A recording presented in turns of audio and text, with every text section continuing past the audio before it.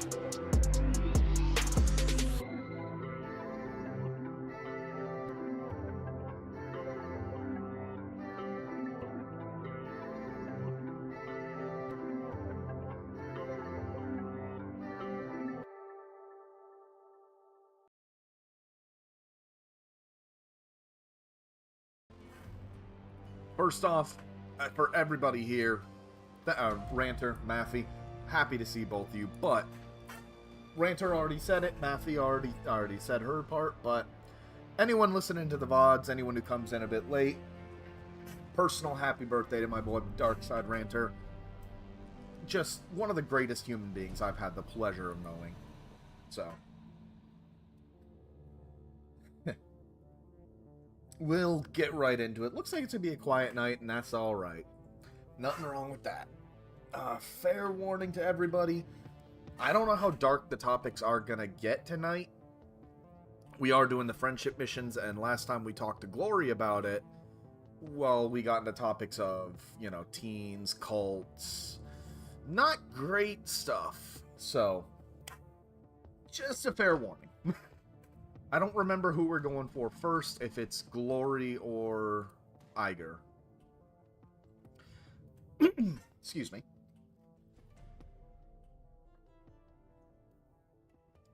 It's just the truth. Whoa, buddy!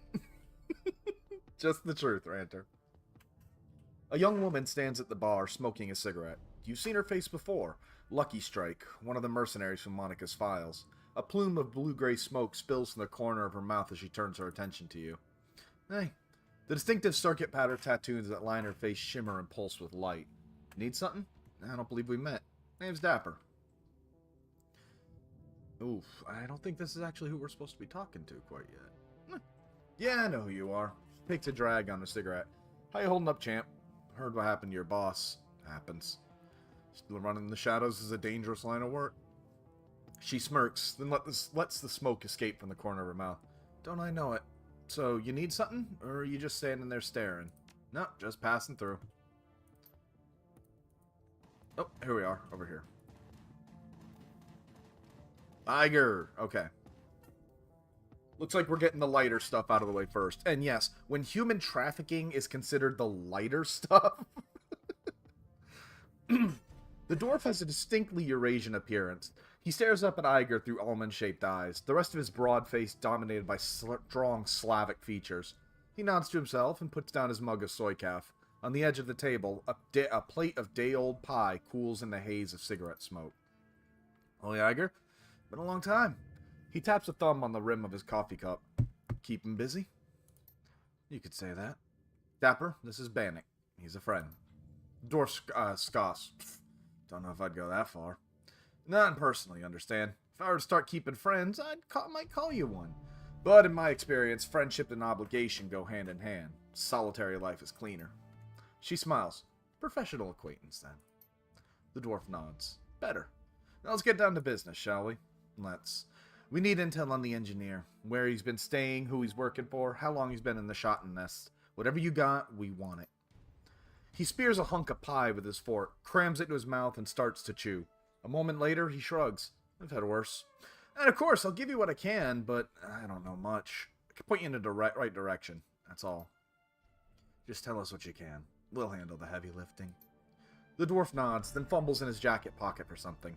A moment later, he produces a weathered paper map and spreads it on the table. Alright. What you're looking at is the northwest quadrant of the shotgun nest. It's gang territory. All of it. The whole Kiez is held by Rumbach. I've had a Rumbach. Actually, better. Oh, not these assholes again. Afraid so.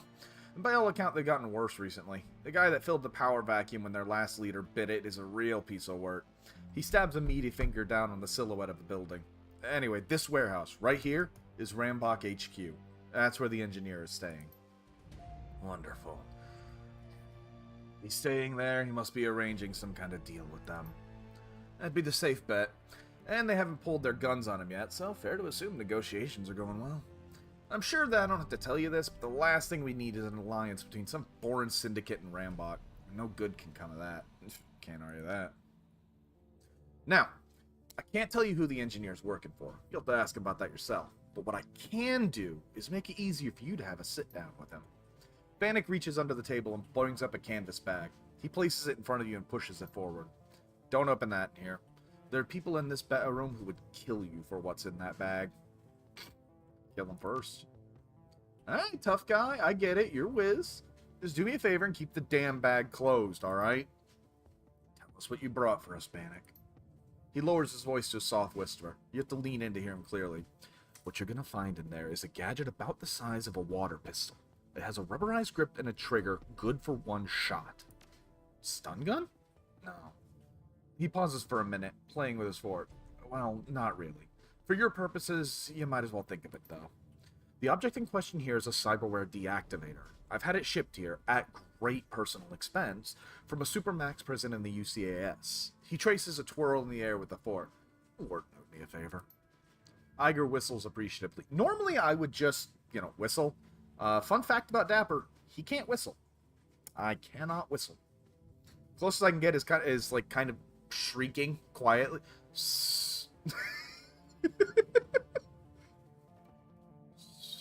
That's about the best I can do. Very nice, Bannock. Should make this easy. Not easy. Possible. Also, I will be pausing occasionally to check on the actual YouTube chat itself. You can't whistle either, Ranter. That makes me feel better. For some reason last night, at the end of my stream, the chat in OBS just completely died. So, I'll be trying to make sure that it's still going. Not easy. Possible.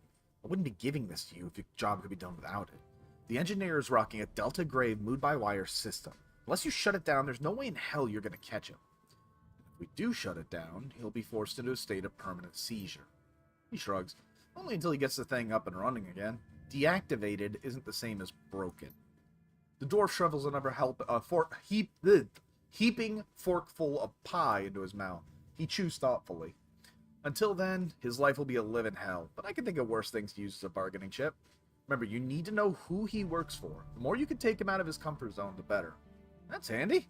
Making people uncomfortable is my specialty. Truer words have never been spoken. Thanks, Bannock. I'll let you know how things work out. Don't bother. I'll be watching. So I actually took the time to upgrade my to re-up my inventory. I'm definitely going to need this, though.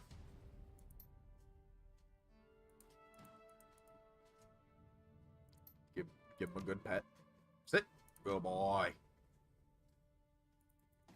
Yeah, it feels like... Whistling feels like one of those things that you're supposed to know how to do. And, like, oh, you just put your lips together and blow. Just put your lips together and blow.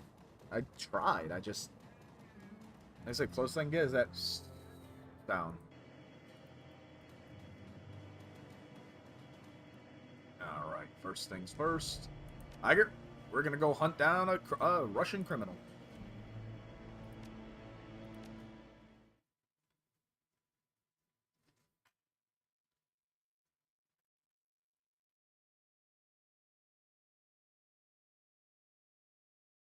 Nest.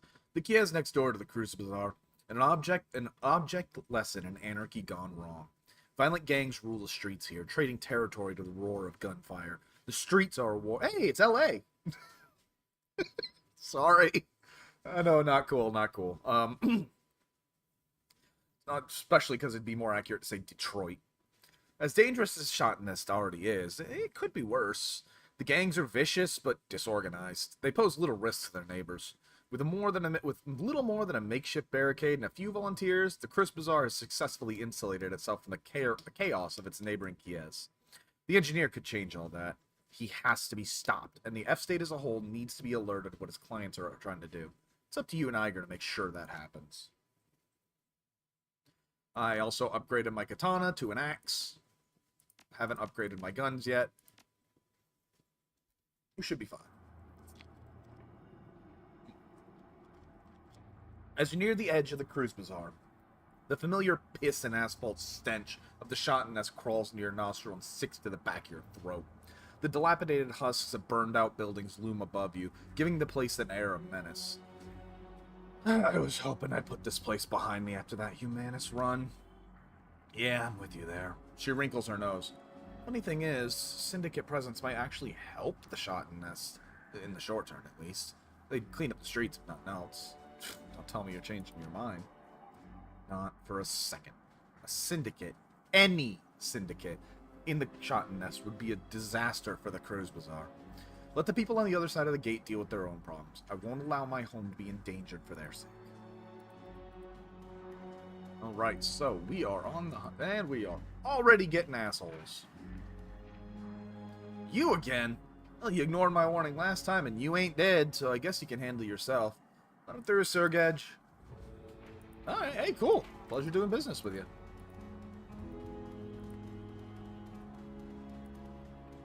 This looks like a dead end. Let's head up here.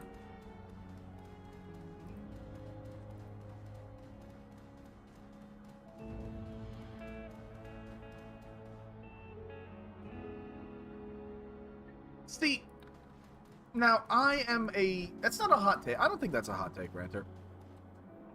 Rambok gang up ahead. Maybe there's a way around. Yeah, let's not run through them. While I do consider myself a great lover of swords, I do think a good, well-made axe would outdo a katana. But that's also because there's a lot of different factors going into it. Like a katana, you know, a katana is a bow to a crossbow. They're better in different ways, in my opinion. I got pots and pans. You need pots and pans? No, but some info would be nice. Seen any new friends of Rambach show up lately? Yeah, sure I have. What's it to you? The woman eyes you up and down, clearly waiting for you to make an offer. Just trying to help out the neighborhood. She leans in for a whisper. They're just down the street. Yep, in the warehouse with the guy up front. New guy showed up a few days ago. Seems like a big wig. Moving product ever through there ever since. Kind of product. It'll cost you extra, sweetie. Is it important? Yeah. Drugs, guns, usual. More drugs than guns lately, so maybe things will pick up around here. No problem. I got the best deal in pots and pans this side of Spandau. Oh, we got some intel. Let's see. Looking for some information. Rambach. Don't care.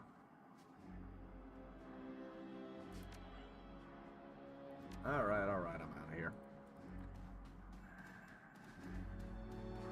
So when she said just up the street, I guess she meant this way.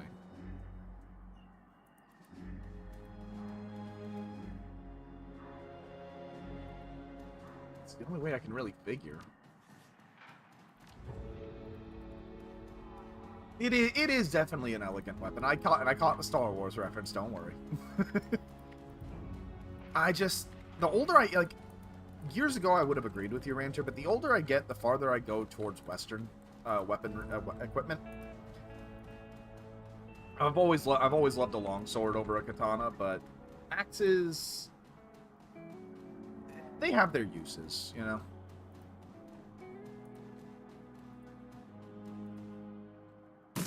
Oh, well, I guess that wasn't far enough.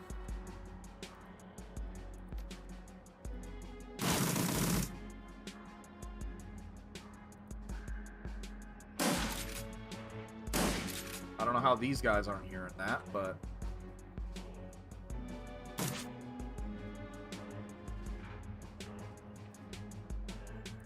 We are completely out in the open, but...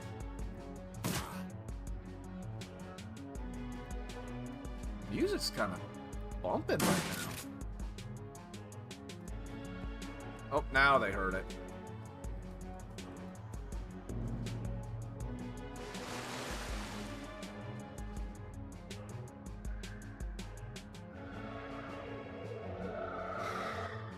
I hate anything more than mages. I don't know why.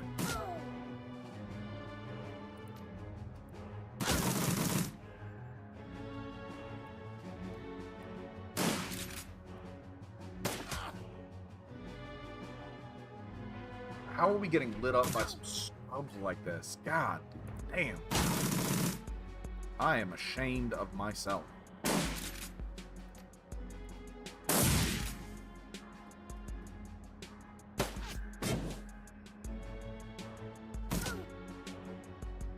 None of the actual answers, because we're just sitting out in the open like a couple idiots, but...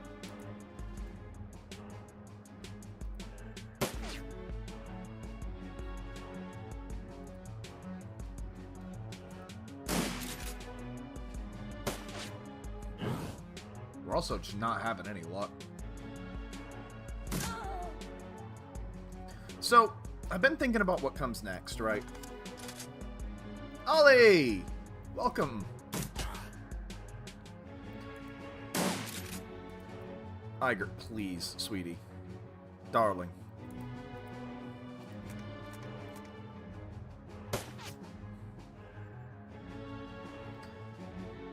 Well, the good news is, I've got him flanked now.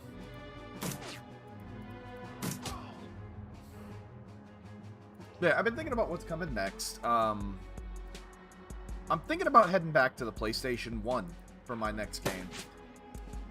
I've been thinking a lot about Brave Fencer Musashi. Something a little more action-based that is from my childhood, that I do have a lot to say about.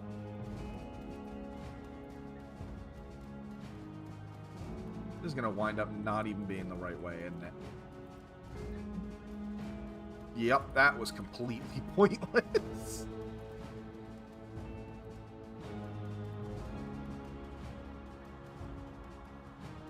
It said up the road.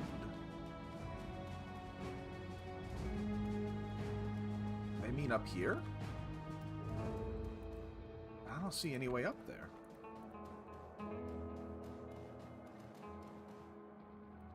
Y'all, I feel incredibly stupid right now.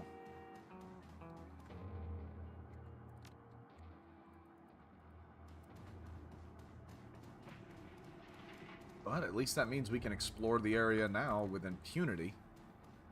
Considering we just lit them up. Son of a bitch.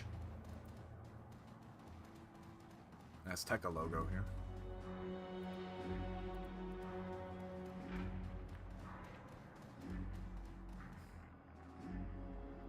How was your birthday, by the way, Ranter?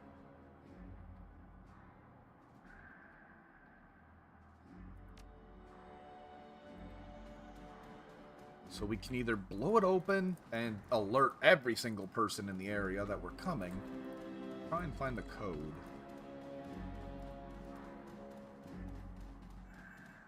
Normally I would think those guys we shot up might have the code, but... you got nothing.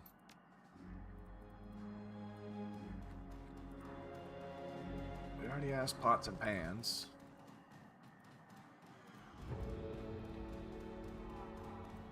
I will say, I've seen some decent recipes come out of TikTok. I have a friend that loves TikTok, and I don't know why. But I'm not a fan of like, quick, short-form content like that.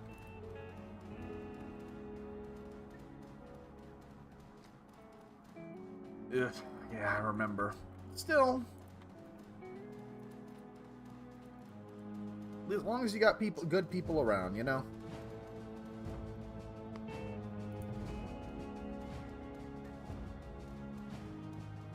Okay, so I've officially talked to everybody I could find. These guys aren't any help. Motorcycle ain't helping. 1, 2, 3, 4, 5.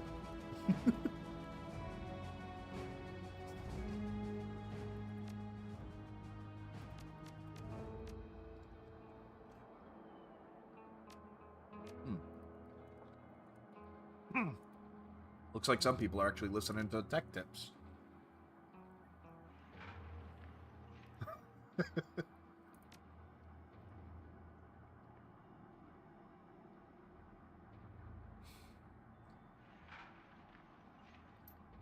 So, we got two options then. We got the Hank Hill entry key, or we can try and find the code. Me personally, I'm more of a medium kind of guy, but I can appreciate wanting it to moo when you fork it.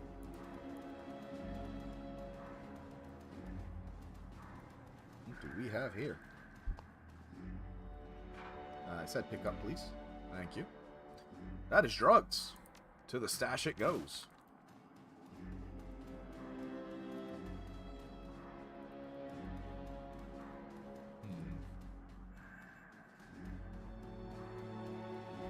Shit, Solid Snake.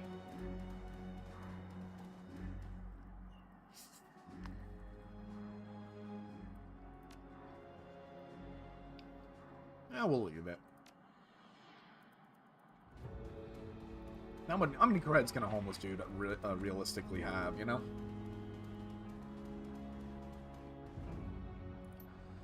Yeah, he's got none for me. I highly doubt there's anything over here. But it was worth coming to check, you know?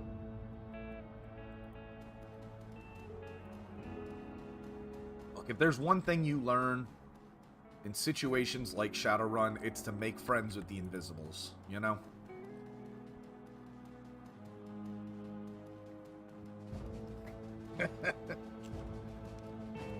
Hey, man, your birthday comes once a year, you know? Indulge, enjoy. Mind, that's not my philosophy. My philosophy is, you know, eat, drink, and be merry, for tomorrow we may die. But if you don't at least spoil yourself once a year, tell your friends to shove it because it's your birthday, I mean, are you really living? Alright, we got a propane tank. I got the Hank Hill Master Key here, but I'll take one last look around. There's only two of us, and we got our asses shot up pretty good, so...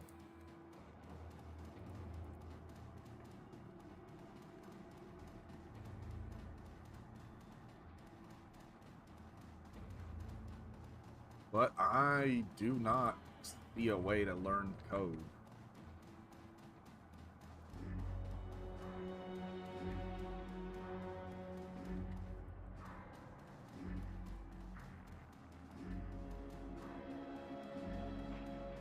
Yeah.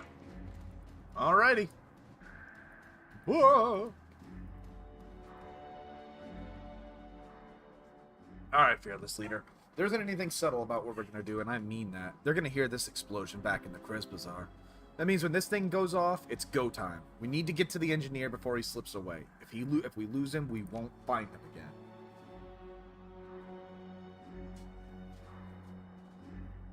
Oh, yeah.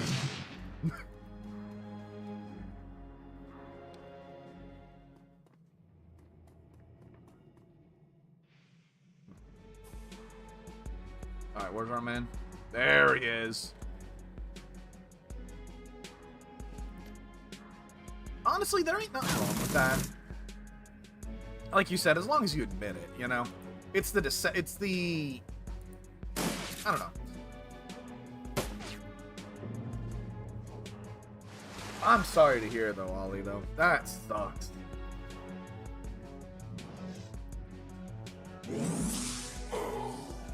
Jesus Christ.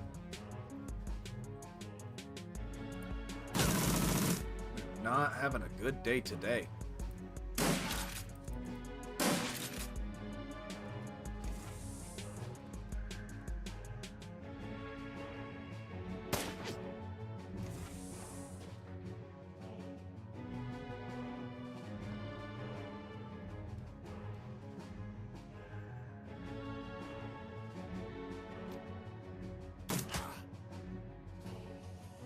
Switch to sniper. There we go.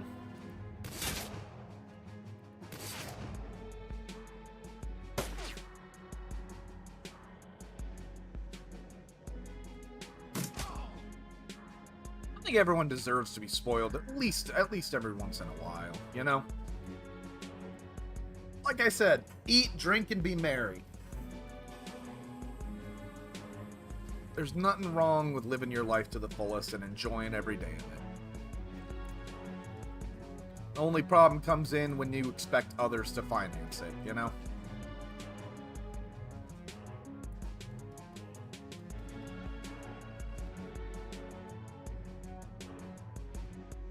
Alright, we doing this XCOM style. Stack up on the door.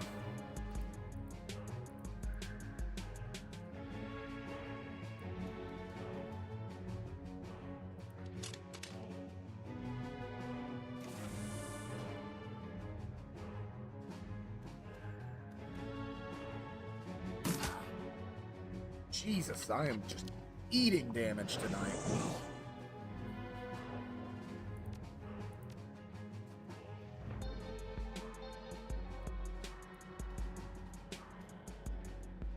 This is not my night.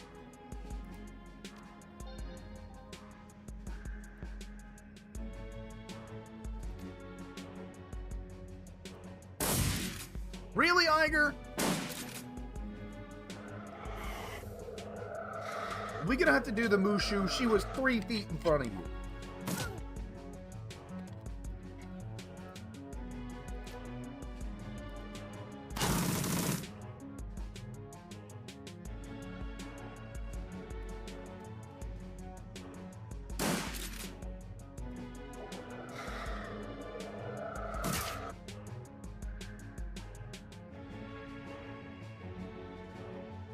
Glory's run is going to beat my ass at this rate.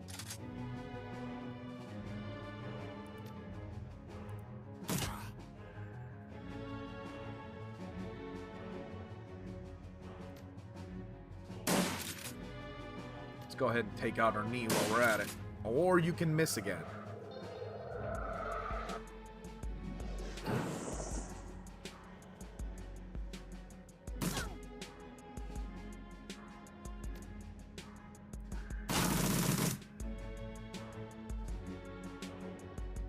That's true too, Ollie. Balance in all things.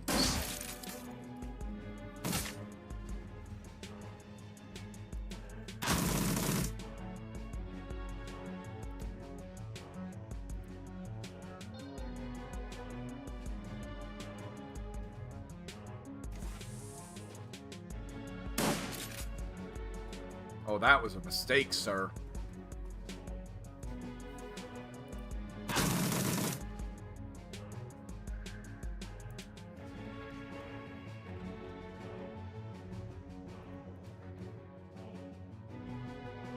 Bye, Iger.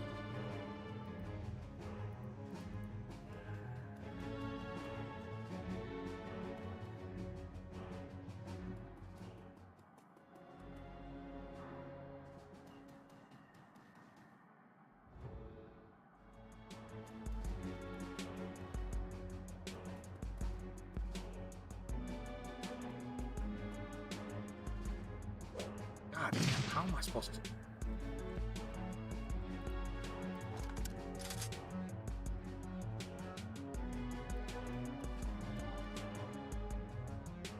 Stay on his ass and hope for the best, eh? Yeah. My luck is legendarily bad. That's why it's so funny that I enjoy playing, not close. What is the range on this thing? Extremely close. That's why it's so funny that I love luck-based games when my luck is so bad.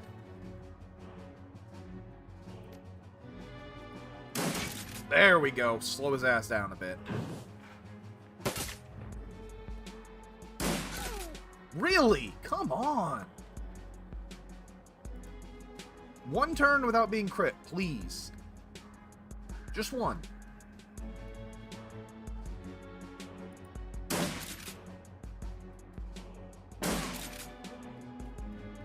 I'm gonna have to replace that.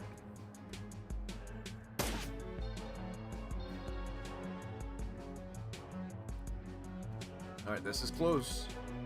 Not close enough.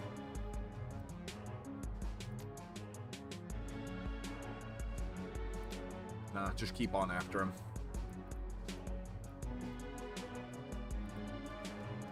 Hey, how you going?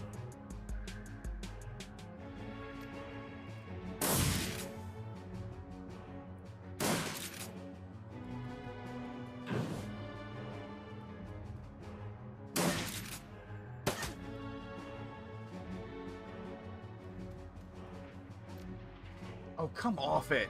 I'm literally on top of him. Just get ahead of him, because I know where he's going to run.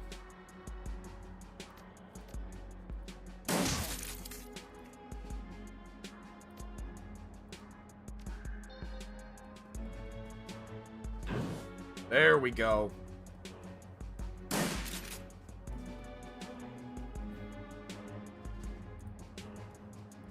Hold this.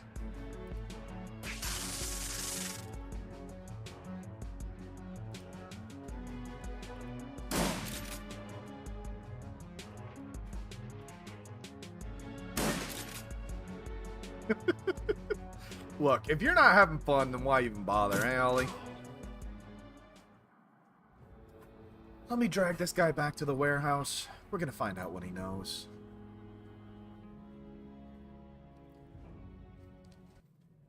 The engineer lies splayed out on the ground, his body trembling violently. Iger shoves a bottle up his nose and squeezes. The engineer shudders violently, then the trembling begins to subside. She glances at you. An aerosol BCD, to help treat the seizures. Bannock was kind enough to include it in his goodie bag. It won't last long, but it should give Yuli here enough muscular control to answer a few questions. The engineer comes out in a trembling stutter. Fuck you, roll. Iger raises an eyebrow. See? He's talking already. The engineer's eyes burn with hatred. Beads of sweat dot his brow as he struggles to control the tremors that rack his body. He takes a deep breath, holds it, then releases it slowly. The trembling begins to subside. I might hit him. The wind explodes out of the orc's lungs as your fist slams into his belly. His breath stinks of harissa and garlic. After a few panicked seconds, he manages to gasp out a word. Bastard! Language! You slam your fist into the bridge of the engineer's nose. His head whips back and comes forward again. Blood streams from his nostrils. From the shape, you guess it's broken in at least 3 places. You hit hard, troll. Good on you. His voice sounds stronger now. The stutter that marred his speech has almost completely faded away. You've got muscle. I can respect that. A free piece of advice from me to you. Kill me here and now. Do it quick. He fixes his gaze on you. Because if I ever get off this floor, your muscles will not save you. Or your sheetroll friend. I think I'll let back and let the sheetroll respond to that one. Iger steps forward, a cruel smile on her face. You're gonna start talking, Yuli. I promise you that. You can start by telling us whose payroll you're on. She grabs a fistful of the orc's hair and lifts his head. Her face is inches from his. Tell us who sent you to Schottenest. There's a long pause. Eventually the engineer looks away. Alright, you want to know so badly, I'll tell you. Tamanas sent me here. They want to use my Schottenest as a base of operations in Berlin. My point of contact is a ghoul named Beetle.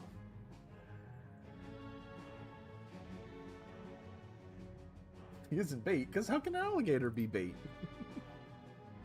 Amos, I've heard the name. Amos Lee, I believe it is.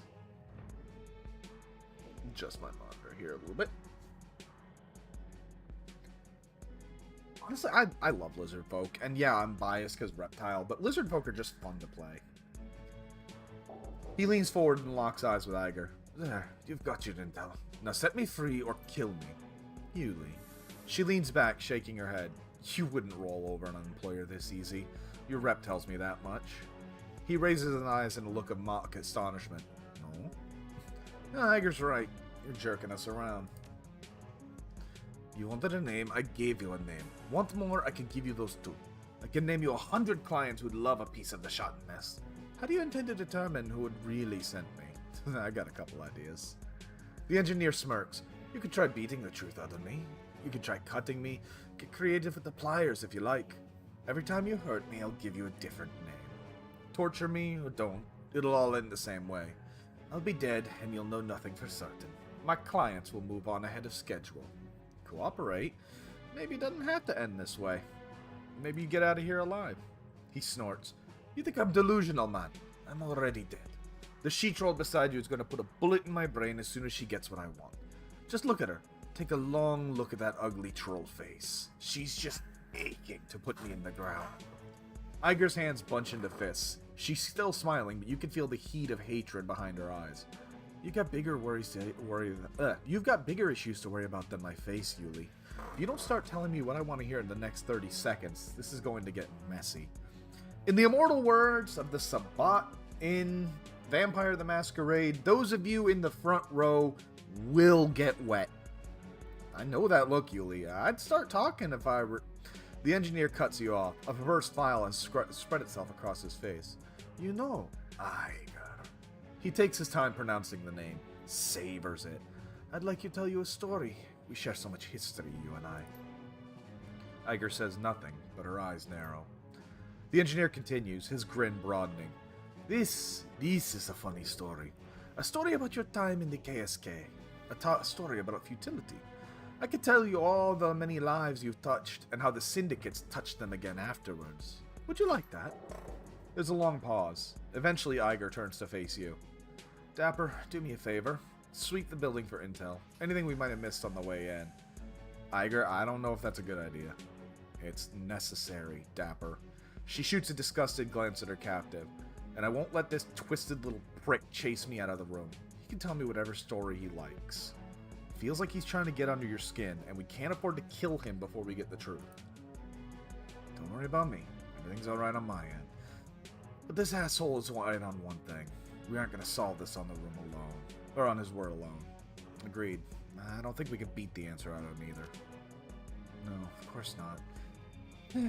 I'm sure he'll eventually spill the name we're looking for, but it'll be buried in so much white noise it'll be impossible to filter out. If you could find some corroborating evidence, though, that might help us wade through the river of bullshit he's spewing. I can't tell you what to look for, but he was doing business with Rombach in this building. There must be something in here who can tell us who he represents. Alright, but remember, we need this son of a bitch alive. No torture. Yeah. She turns back to Engineer. I'm good, but be quick.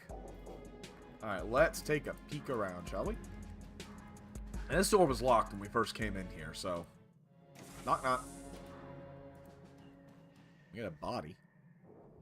The broken body of a human man lies on the floor. His face is a mess of fresh cuts and congealing blood, and his head is oddly deformed. Despite his wounds, his mouth is twisted into a macabre smile.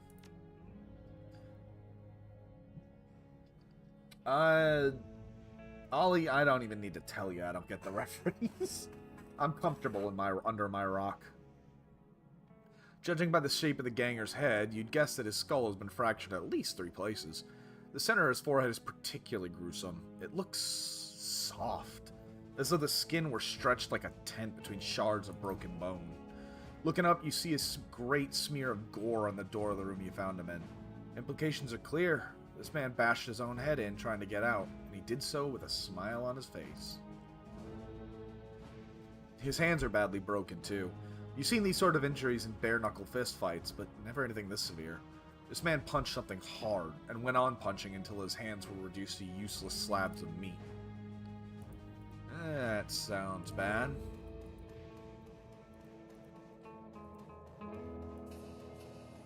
Let's see. Chemical storage barrels, empty.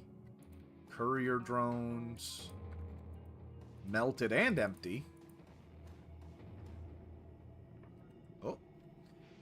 This generic courier drone has been snapped together out of prefab parts from a dozen different manufacturers. It's a cheap, utilitarian thing. Remarkable only in that it's so incredibly plain. A half-bright teenager could cobble something together like this in an afternoon. The drone sits on a charging cradle, its turbofan unpowered. A cheerful green light blinks on the front panel to remind you it's still active. You see the silhouette of something under the flimsy plastic dome of the drone's cargo compartment. Whatever this thing is here to deliver, it's still carrying it. Alligator. Oh. Yeah, that fits. What we got in here? Alright, you depress the catch on the container's plastic lid. Rather than swinging it open, the lid slides back to reveal a touchpad. Alright, let's take a look. Taking a closer look, you notice something strange. There's a set of electrical contact plates lining the top of the lip of the drone's cargo compartment. It's a fair bet this thing was outfitted with an anti-tempering system of some kind.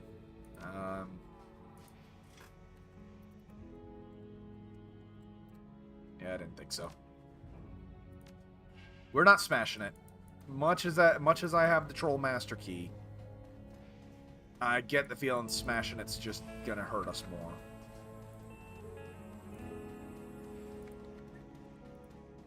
So we're gonna take another look around, see what we can find. Oh, ledger. Let's see.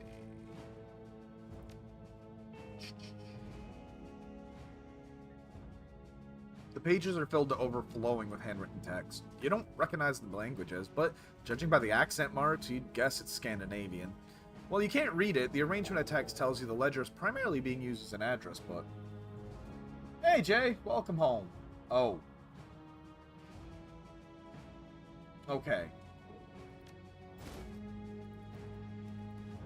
She's alright.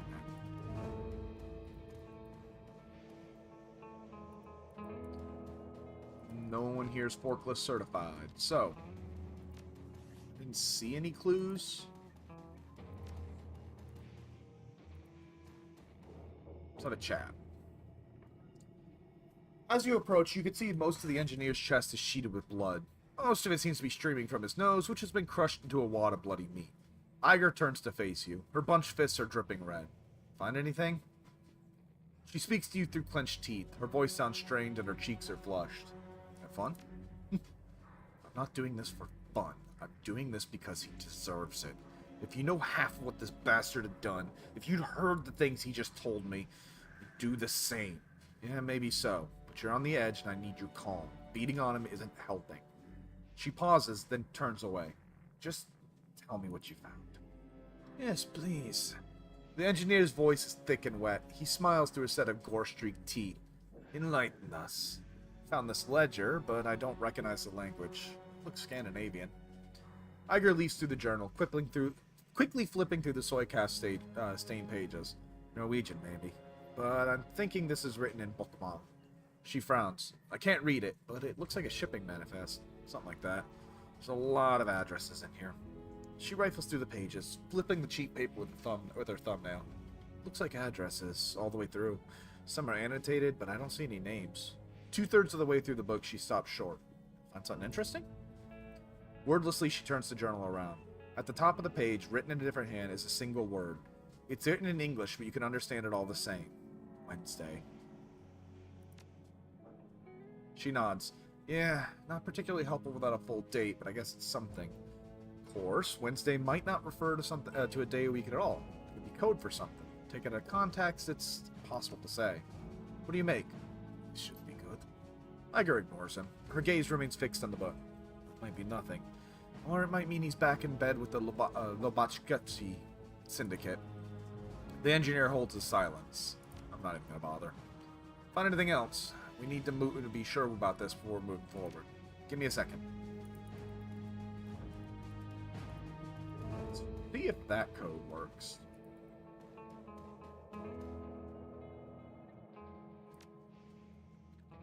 We do have... Hey! Plastic lid of the cargo container pops open with a click. Inside, you find what appears to be a homemade Simpsons chip. It sits securely in a custom-made plastic bracket. Yoink! Yep. As you step away from the drone, the hissing sound grows into a roar. Bright white sparks spit out from the drone's melting chassis and streak across the room. You've seen this kind of reaction before. Thermite. Whoever built the drone wired it with a self-destruct system. Within seconds, all that's left of the little drone is a molten wreck on the charging cradle. Foul-smelling smoke pours from the remains. Steal another glance at the chip you recovered and turn away.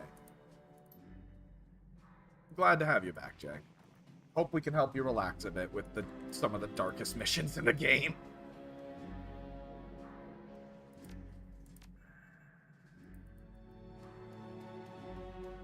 Hey, Iger.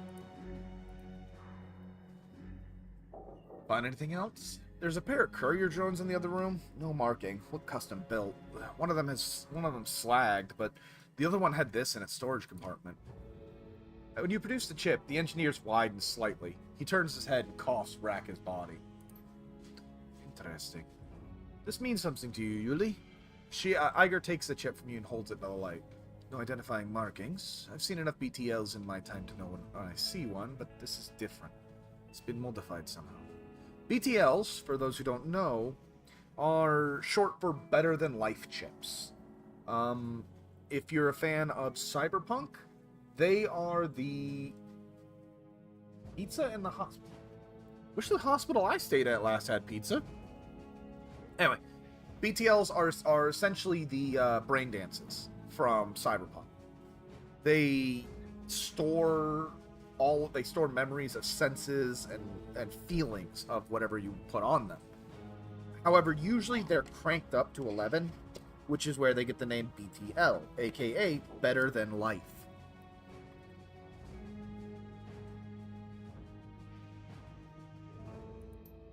Go ahead and slot it, bitch. It'll take you on the ride of your life. Iger raises an eyebrow. Smack him for me, will you? I'm busy. Sure. Your fist connects with the ruined meat of the engineer's nose. He coughs, chokes on his own blood, then spits a wad of it on your chest. You don't know what you're holding, slag. He spits the word out like venom. His eyes are locked on the chip in Iger's hand. Slowly, he licks his lips. You don't deserve to touch that chip. I think you're right. My friend here's an addict. The engineer glances at you with a snarl. Fuck you. Thing is, I know our friend's rep, and I'm telling you, he's much too careful to get himself addicted to Sims. She glances at the engineer. Her eyes are locked onto the chip. If these things have him hooked this badly, they must be even more addictive than standard BTLs. That's fucking terrifying. Telling me. The last thing we need is more sim junkies on our streets. She turns to face the engineer. You got anything to add to that, Yuli? You have no idea how wrong you are about all of this. He struggles to rise from the floor, but his muscles refuse to cooperate. Finally, he gives up with a scowl. If I could move my arms, I'd take that chip from you and show you what it does. I'm sure you would. She glances over her shoulder at you. Good find, Dapper. We struck a nerve. Any other thoughts? Yeah, I found a body in the other room. Looks like he tried to beat down a steel-reinforced door with his head. Interesting, but not unusual in these parts. There are all kinds of drugs that can make a person act that way, and most of them aren't hard to get in a place like the Shot Nest. Yeah, how about getting punched by 2 trolls? What about Sinsense? Could that drive someone to do something like this? She pauses for a moment, considering. Let's see why not. It's worth checking out at any rate. Check the body, see if he had a chipjack. Just be quick about it. I don't know how long before we have company here. I bet you 10 new yen he does. Blah, blah. Peeling back a batch of matted hair, you find something a casual viewer would have missed. The man had a chipjack. It's a cheap model, sufficient for loading SimSense and BTLs, but little else. Doesn't take much effort to pry it open. Inside the chipjack, you find a glob of plastic. So I don't know if I think that burp did pick up, and if so, I greatly apologize. Excuse me. It looks like whatever this guy was running melted down sometime after he slotted it. A chipjack like this couldn't generate enough heat to destroy a SimSense chip. Only logical conclusion is the chip itself is wired to melt down after use. Yoink!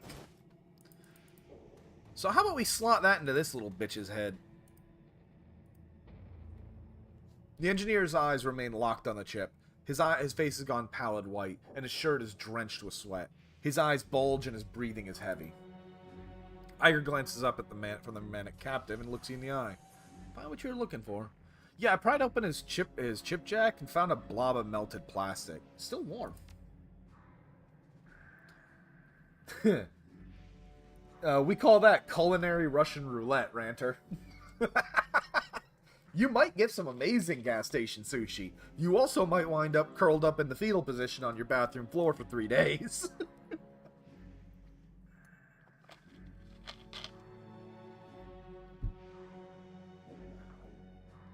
Iger examines the remnants of the chip in your fingers. Heard of things like this before. Single-use Sims designed to self-destruct after they're slotted. Keeps customers from reusing the same BTL over and over again. That's how you found our missing chip. Let's see.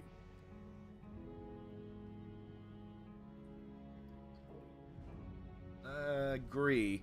But the gang that slotted us wasn't blissed out. He looked wild, like a madman. Madman. The engineer lets out a chuckle. You don't know a damn thing. Well, why don't you educate us? The chip doesn't drive you insane, it opens your eyes! His voice becomes grows in volume, becomes ragged. Slot one and you become a god. Iger stares at him, her expression flat.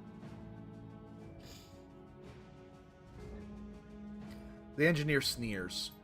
I too was a skeptic. Then the wolf caught me. And then the raven opened my eyes. And now, at last, I can see.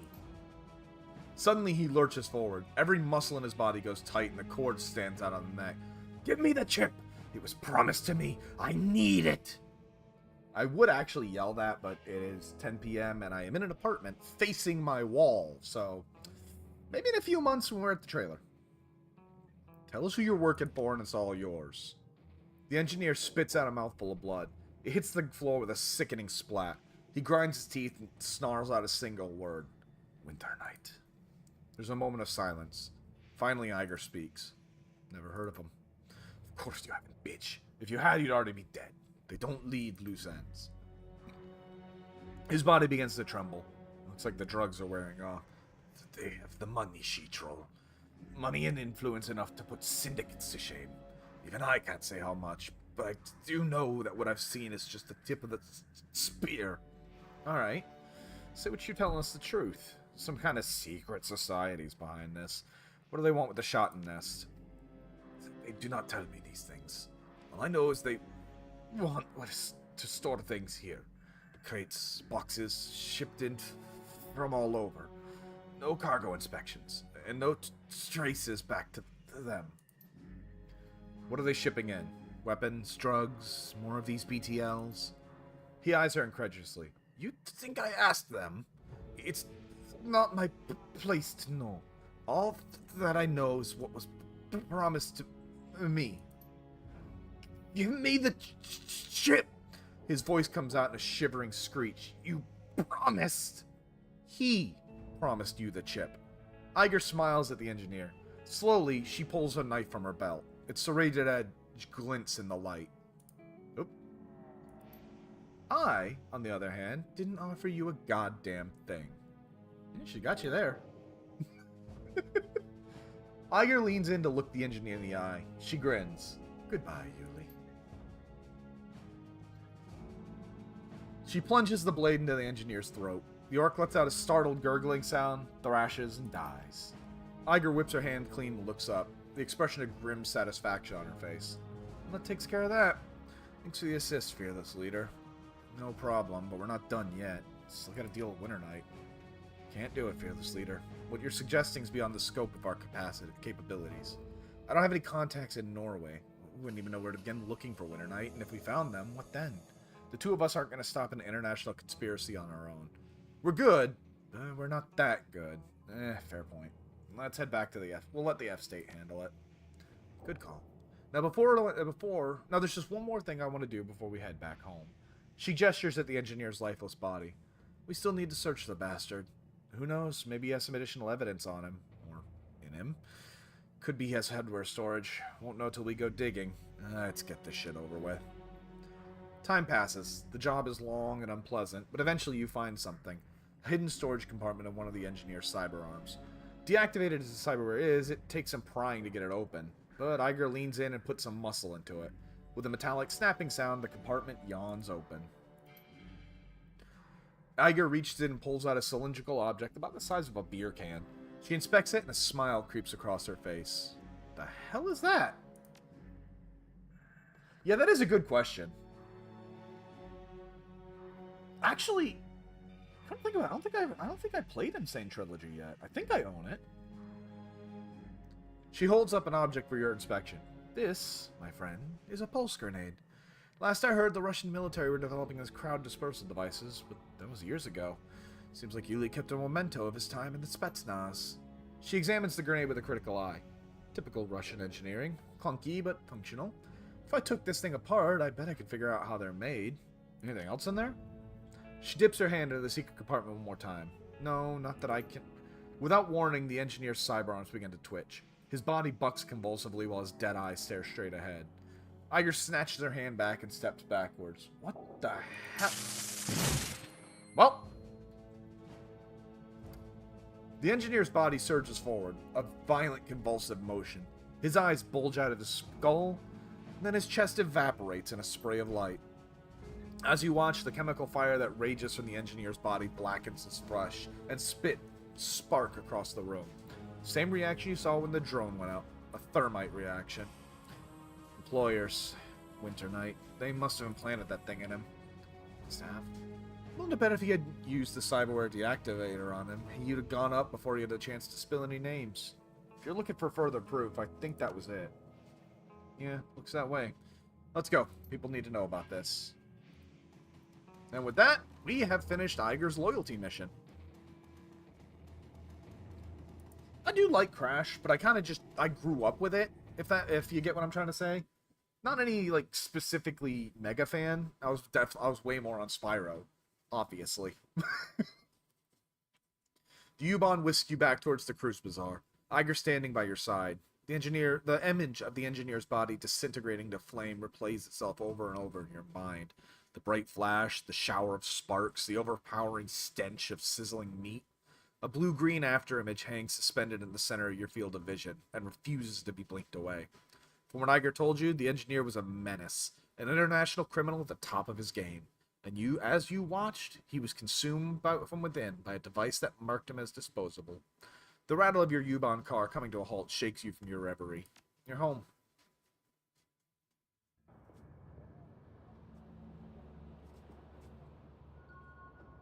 I'm still incredibly angry that we have yet to get a Spyro, like a Legend of Spyro trilogy.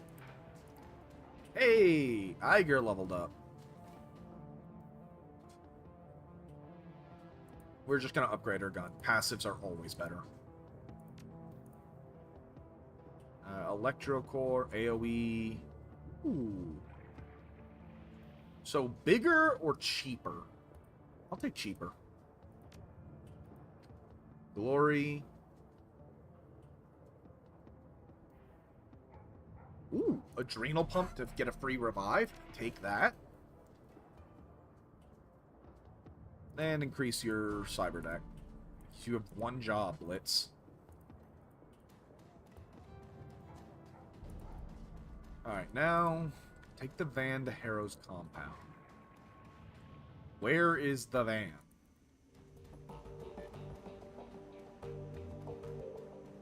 Let's also check in with Iger, see how she's doing. And we pet the good boy. We always pet the good boy. How you holding up, Iger? Let's talk about what happened. Agreed. I'm ready to go over it if you are.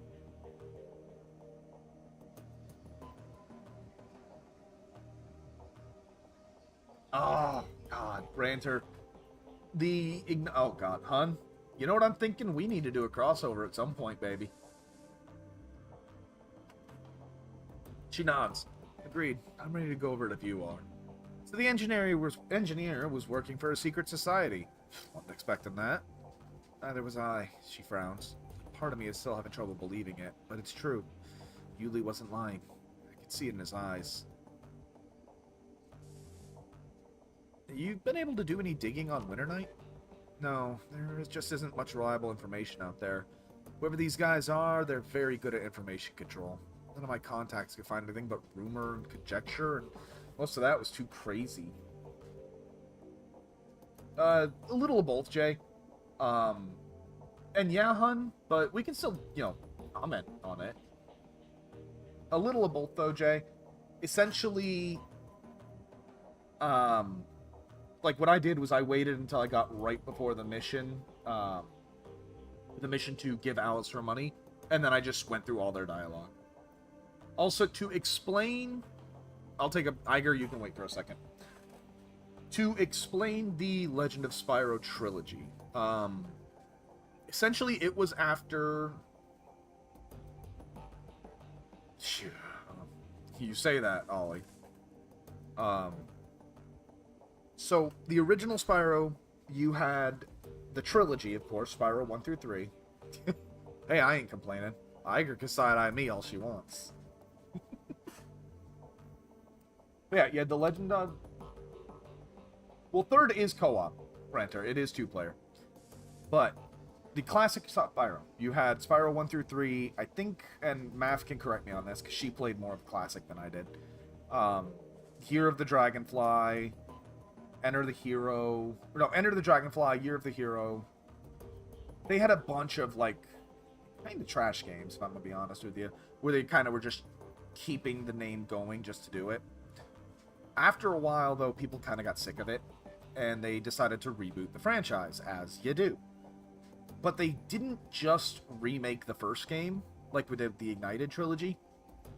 They completely rebranded, and they decided to make it more of a serious storyline, like a more kind of an RPG, well, more of an ARPG, where they had some big names attached to it. They had Gary Oldman, for God's sake, as a main character. It wasn't even like they just got him in for a minute. David Spade had Elijah Wood as Spyro. Oh, you're good, Ranter. They are fairly lesser known. But yeah, the Legend of trilogy was... I think Day of the Dragon is the last one. The Eternal Night. And... What was the other one, hon? Point is, there were three... It was definitely more of a, I'd say, teen-focused storyline. You know, not just collect-a-thon, run around, grab everything. But you actually had stages to go through, abilities to learn, all that good stuff. Yeah, Ranter, this is my show. I get to call myself stupid. Nobody else.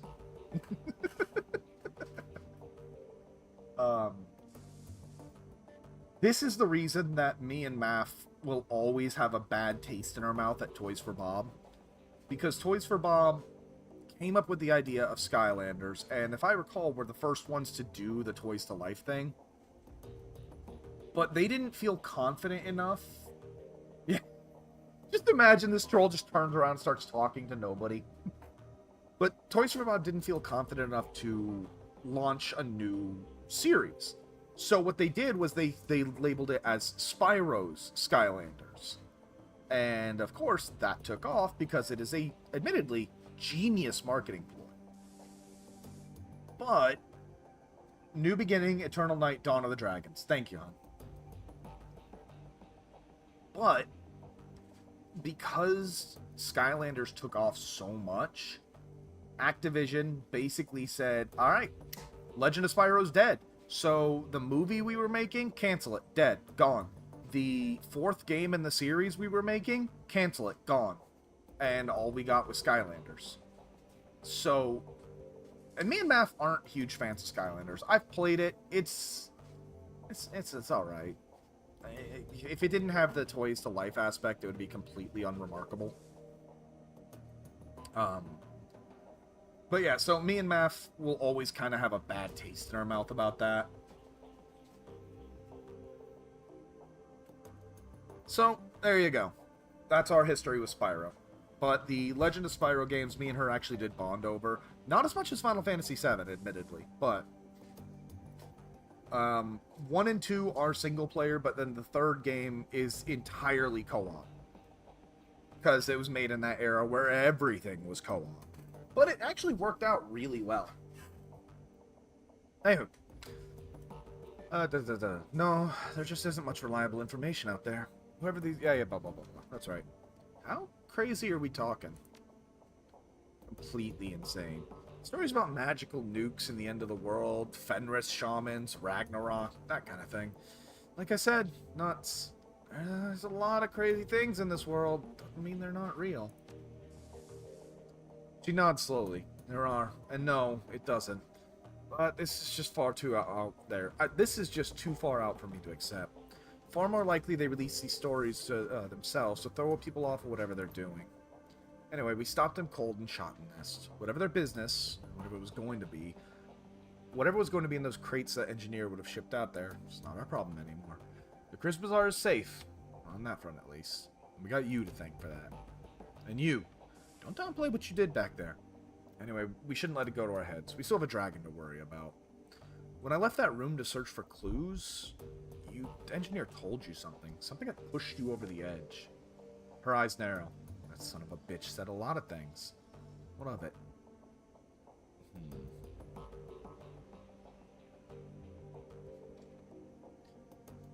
I want to know what he told you. With all due respect, none of your business, Dapper. I don't want to fight you on this, Iger. It's too personal. We can drop it. Yeah. Yeah, that'd be best. What about the pulse grenades? Yeah, actually, it wasn't too difficult to pull the thing apart and see what made it tick. Making one of my own was a different story, but I got it in the end. She reaches into her desk and pulls out a cylindrical object. Gently, she lifts it and hands it to you. Meet my newest addition to my arsenal. I call it the Voltite grenade. Based on the same principle as the Russian pulse grenade, but I made a few tweaks of my own. Nice! You said these things were designed for crowd control? Yeah, hun, I'm aware, yeah, it's fully playable single player, but that era that it came out, the late 2000s, early 2010s, every franchise was being made co-op. And yeah, you could still play them on your own, but you can tell when games are designed to be co-op when you always have that co-op character there 100% of the time. Fear 3 is another good example. Yeah, you can play it on your own, but it's designed to be played with 2 people. Originally, yeah, mine has a lot more bite though. Bumped up the amps quite a bit. When that thing goes off, it'll both shut off the nervous system and cook the organs of anything in its blast radius. That sounds nasty. It is. You wouldn't want to be in the wrong thing on one of these. For now, I've only managed to make one. Not the easiest thing in the world to manufacture, or the cheapest, but I should be able to scrounge up enough raw materials to put one together each run. I hadn't played it, but it looks really fun. So, 1 per 1. That's right, Fearless Leader. But if used in the right situation, could turn the tide of an otherwise unwinnable firefight. Hey, I'll take it. Alright, that's it. Take care, Iger. Alright, so, we are now out to hunt child-hunting cultists. With our good friend Glory. So, Glory mentioned something in the last video that I feel the need to bring up, right? Essentially, I should actually probably restock my gear first. She mentioned that she wanted to shred her essence. Essentially, how Chrome works in Shadowrun is another thing that I will always argue is significantly better than in Cyberpunk. For a comparison, with Cyberpunk, if you put too much chrome in your body, you'll have kind of a natural reaction to it based on your own body. You put too much, your body will reject it, and eventually you'll go what they call cyber psycho. Essentially, and I swear to God, the lead writer, or was it the dev of the game, described it as roid rage, which upsets me a lot because it is possibly one of the dumbest things I have ever heard in my life. I don't know why putting tech in your body would give you roid rage. That doesn't make sense. In Shadowrun, on the other hand, I swear I will find the article. That's how it was described. Now, I know that they were just giving kind of a layman's comparison, but it still sounds stupid. With Shadowrun, the more chrome you put in your body, you have something called essence. Not you. Go away. Right here. Essence. You will always start with essence is, well, in essence, your soul. It is your connection to the magical world, but in addition, it's what allows you to be a person. Right? So, the reason Glory is the way she is, where she's so monotone and she doesn't really feel, is because she bolted those giant, bulky things on her arms because she wanted to get rid of her soul. And that is really fascinating and dark to me. The drive from Kruzbar to the Schonbach, to the forest was a long one. For over 6 hours, you and Glory rode in relative silence, only the sounds of road for company. Now you find yourself crouching in the woods, watching, waiting. Off in the distance, the rustic exterior of the Freierstelle looks curiously warm and inviting, but you know what's waiting inside. The anticipation churns at your guts like a living thing. Eventually, a van pulls out of the compound's driveway and rolls along the service road before disappearing from view. Glory gives you a nod and begins to scramble forward. Hera has left the building. Time to make your way inside. So, as we established last time with Glory, our main job here is to kill the cult leader. I want to save the kids, but that motherfucker needs to go. So, save the kids if we can, But if we gotta burn this whole place to the ground with them in it... The weathered edifice of the Firestell looms over you, dark and sinister in the chill night air. Despite the horrifying stories that Glory has told you about this place, something about it feels strangely comforting. In the back of your mind, insidious voices whisper that you could stay here forever. You feel it, the lure of this place. Glory gestures with a limb of chrome and steel. When I was a kid, when I was whole, that pull was irresistible. Yeah, it's almost pleasant. It's meant to be. That's how they get to you. It worms its way inside of you, changes you. You don't even realize it's happening until it's too late.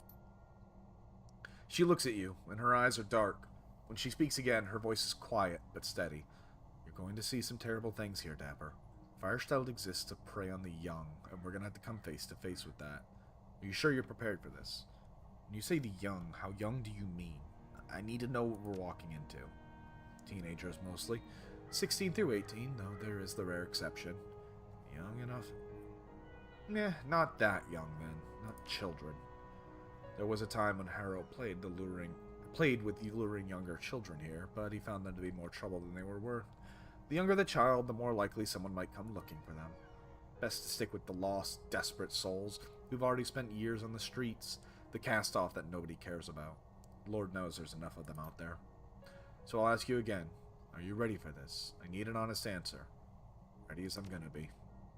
She studies your face for a moment longer, then looks away. Good. You want to compare notes? Make sure we're on the same page? She nods. We take Harrow out of commission. You were right when you said we couldn't afford to let him live. Even if we completely destroy this place. It'd all be for nothing if he got away. He'd just start another cult somewhere else. It's your run, Glory. We're just here to help you see it through. So what do we do first? We can make our way inside and take out the shrine that Harrow uses as his power focus. We can't touch him while that thing is standing, but after we bring it down, he'll be vulnerable. So we need to break the statue. Got it. Keep going. It's not that simple. Physically destroying the shrine won't help us. Harrow's bound a malevolent entity, a toxic spirit, into the stone. That's where his power comes from, and that's what we're going to have to deal with. In many ways, it's the heart of this place. We can't touch Harrow while that shrine is intact. If we try, he'll siphon enough power from it to slaughter us where we stand. But if we confront the shrine and kill the spirit, the astral backlash from its death will cripple him. All we'll have to do is finish him off. I want to hash out a few more details. What do we do? Breaking the rock won't work. We'll have to take on the spirit directly, track it to where it lives, and kill it. She pats the satchel that hangs from her shoulder. I brought what we need to do that. I can't tell you exactly how this is going to go down, Dapper. The spirit itself will have a good deal of control over that. But you better prepare yourself, because I think it's going to be one hell of a fight. What about the other cultists? We'll save any we can. The energy released when the spirit dies will hurt them too. Anyone whose mind it touched will take a hit. Doesn't that mean it'll hit us too? You've only just arrived. The spirit hasn't had a chance to worm its way into your aura yet. You might black out for a minute or two, but otherwise you should be fine. As for me, well, like I said, this place can't touch me anymore. Sounds like our best shot. It is. Alright, let's get going. I'm with you. Let's do it. We are going to try and avoid killing as many kids as we can. But I will air this whole place out in the name of the Lord.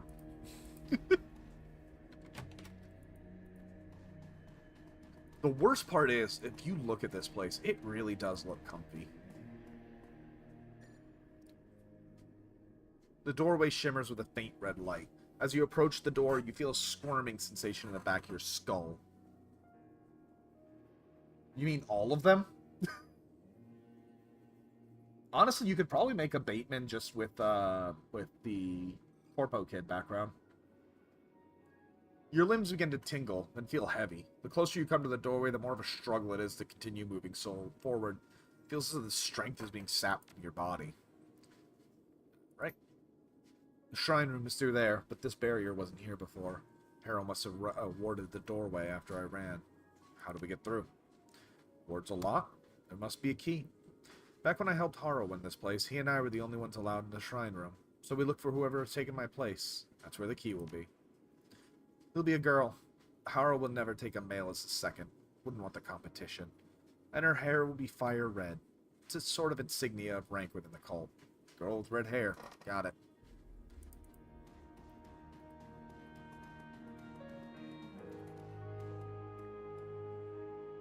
You can hear the distant murmuring sound from within the door. Voices. 3, maybe 4 people, all talking to themselves. You can't make out what they're saying, but one of the voices sounds desperate. You've heard this tone before. The sound of a man pleading for his life. We should keep moving. Whatever's going on in there, we don't want to get involved. Getting involved is the entire reason we came here. Yes, it is, but we're here to kill Haro, not the people he's brainwashed. After we've taken down the shrine, the cultists in there will be hurt, disoriented. We can deal with them then, and hopefully save the poor bastard they're working on. Really think he'll still be alive? I was one of them, remember? I know how this works. Whatever they're doing with their victim in there, they're going to take their time. He won't be in great shape by the time we get to it, but he'll probably be alive. I'm not leaving without knowing what's going on. You strain your ears to hear what the people in the other room are saying. As you focus, the sound crystallizes and becomes clear. You shouldn't have come here. The tools of the government aren't welcome at the Firestone. You hear a soft sound. You recognize it instantly. A blade being drawn from its sheath. It can be used for people like you. Please, think about this. I have kids at home, not much younger than you. The voice is low and full of dread. I'm not here to represent any government. I'm not a threat to you. I was just doing my job. You're wearing a uniform. That makes you a tool, a pawn, and our enemy. Haro said so. I'm just a park ranger. I'm only here to do a wildlife survey. I didn't even know you people were out here. But now you do. And if you leave this place, others will find out. You brought this on yourself. Hey. I'll help him later. We have a job to do.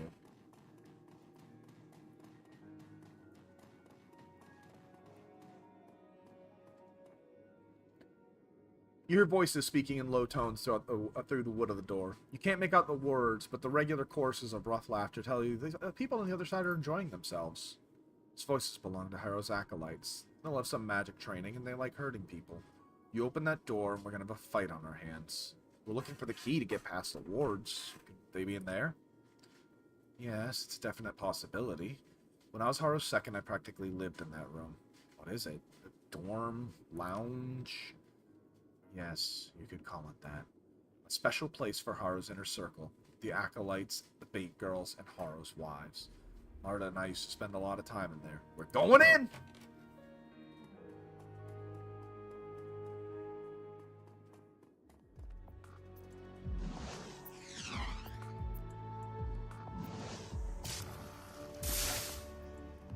Great. DOTs, exactly what I love.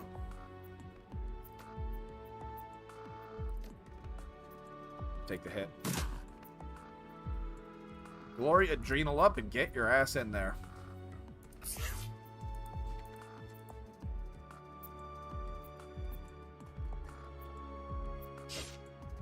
It is a trope, but I mean, it makes sense. You think about it. If you... I don't like this painting. You know, if you walk into a place and it looks like a cult, you're not going to join it.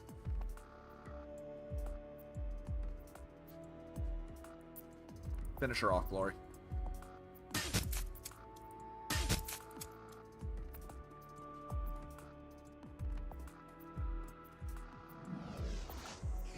Why would you ever in your life do that?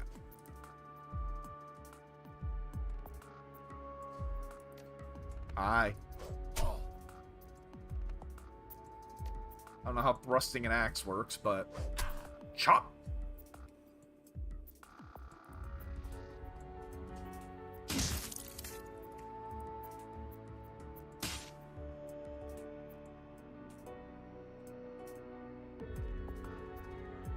Yeah, stealth isn't the game's strong suit.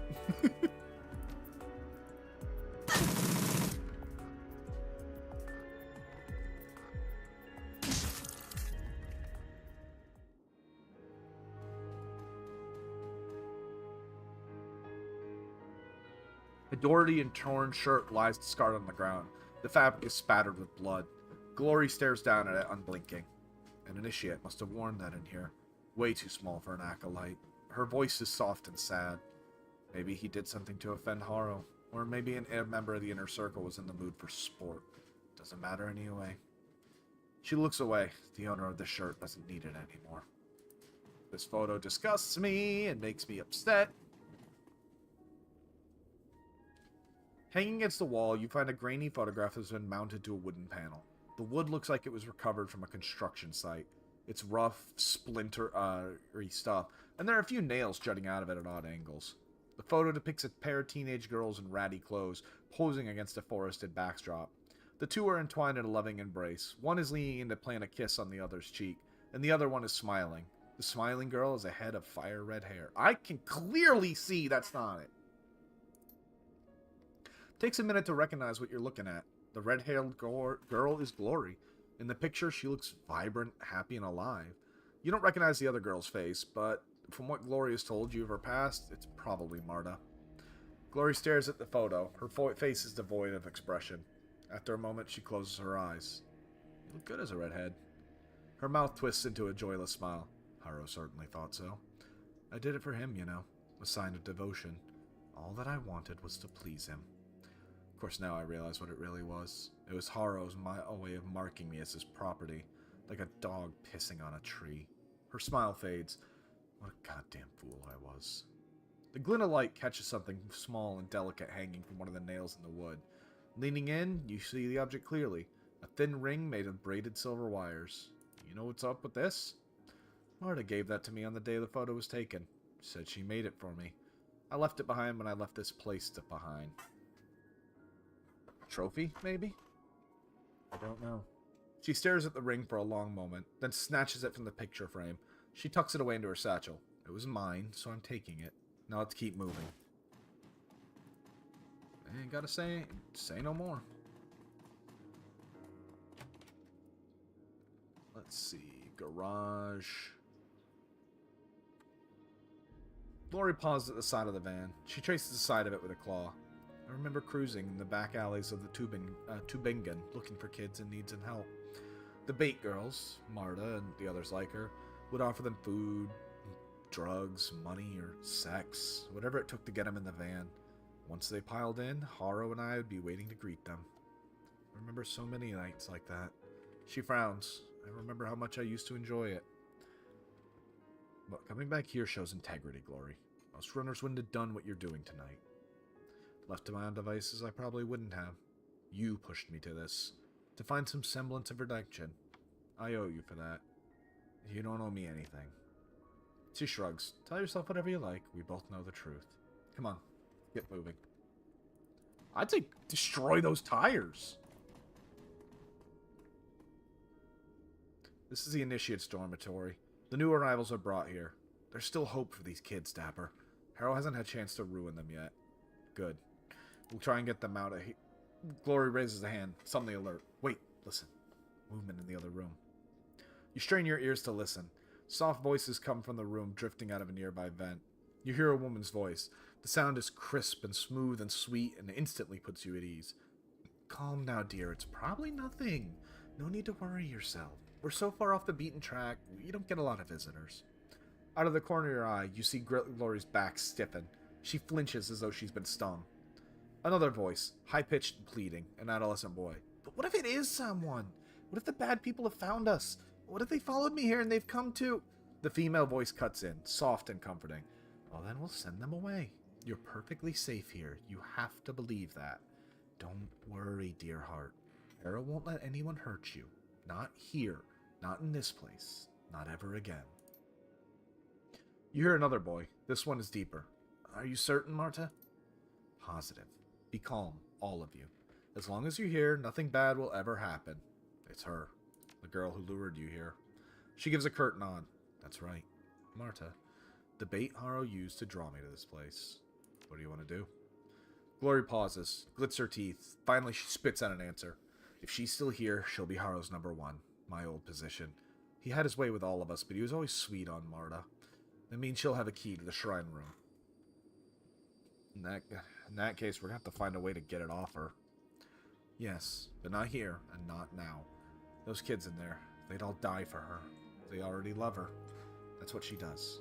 We can't risk confronting her in that room. If the situation turns ugly, any one of those kids will happily eat a bullet for her, and that's not what I came here to do. No, it isn't. If what you said about her is true, then she deserves to die every bit as much as Haru does.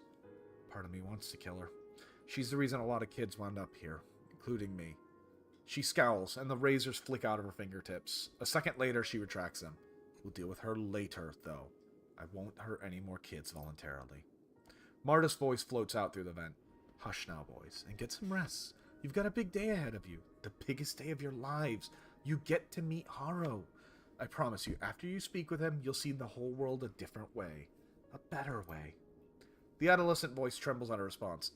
All right, Marta. Good luck. Have a good night. A lovely musical laugh pours through the vent. You too, dear heart. All of you. You hear the distant sound of a door sliding shut. Glory takes a deep breath, then releases it. Coast is clear. We can handle the initiates. They're just a bunch of scared kids. Without Marta there to egg them on, they won't try anything. No time like the present.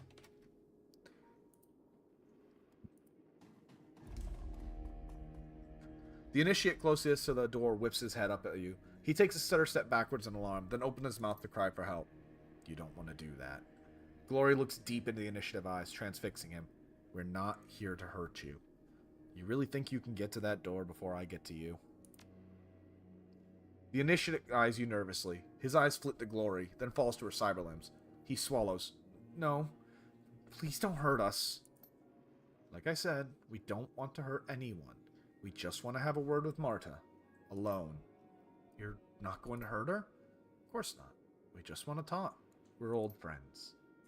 Yeah, okay. You do that. He takes a step back, then screws up his courage. But you better be telling the truth. If anything happens to her... don't worry, kid. Nobody's getting hurt tonight. Nobody's getting hurt, but people may die. The initiate by the door staring at Glory's limbs, her eyes wide. She's a mousy little thing. Probably somewhere in the vicinity of 17 years old, with purple contact lenses and a shock of blue hair. This hits a little close to home. Math, this sounds like you. Like you would do this. It's your style, too, the jeans in black. She glances up at Glory, blinking. You used to live here, didn't you? I've seen your picture before. You shouldn't have been in that room. It's not safe for initiates in there. It was a dare. Please don't tell Mr. Marta or Mr. Haru. I don't want to get in trouble. I won't. And to answer your question, yes, I did live here. I was like you. A scared kid brought here by Marta for a new chance of life. I like Marta. She's so nice. I always feel safe when I'm with her. Most adults aren't like that. They either don't notice you or do for the wrong reasons. But Marta, she cares about us. There's a long pause, and the initiative looks up to you. Screwing up her courage, she speaks. Can I ask you a question? Go ahead, kid. Well, I overheard Marta talking to Mr. Haru the other day. They said they were talking about our meeting with him. The one that Marta was just telling us about, where we'll see the world in a different way. Yeah? Well, I couldn't hear the whole conversation. It was all muffled, but it sounded kind of weird. Mr. Haru said some stuff about a shrine, then it sounded like he changed the subject because he started talking about dinner. Something about chopping up meat. Marta got real upset. Said they're too new. They're not ready. Make the older ones do it. Stuff like that. But then Mr. Haru said some other things, and she calmed down again. When she left, she was smiling. I was just wondering, you know what they're talking about? I want to make sure Marta's okay, but I can't ask her, because I don't want her to find out I was eavesdropping. Glory? Could be any number of things. She turns to face the initiate. Her voice is gentle. I wouldn't worry about it, sweetie. Make sure that Marta's okay. Alright, but don't tell her I told you. Please? Don't worry. The girl smiles sheepishly and steps back. As you pass her on the way to the door, Glory shoots you a sidelong glance. I don't know if we're certain what Haru has for a plan for these kids, but I do know one thing. Whatever it is, we aren't going to let it happen. Agreed. Marta! Marta's just on the other side of the store. However, this goes, we'll have to move quickly afterwards. If she dies, Haru will know it, and I don't trust her to keep her mouth shut if she lives. So we take the key to the shrine room, break through the ward, and confront the spirit. Are we clear? Crystal. Let's do this.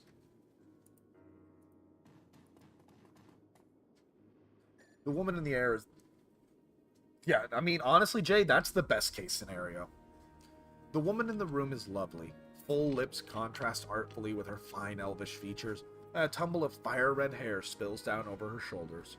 Beyond her physical beauty, there's something inherently approachable about her. She exudes an almost palpable aura of kindness and warmth. Marta, Rory's old lover, the lure that Harrow used to draw her, and so many others, to the Firestone. She looks up with a start at the sound of your approach. Her eyes go wide at the sight of the glory, and as she takes in her cyberware, her mouth falls open in horror. Glory? Yes, Marta, it's me. Glory's voice is cold. It's been a long time. It has. Marta swallows. The horrified look hasn't left her face. Glory, what have you done to yourself? What I had to do.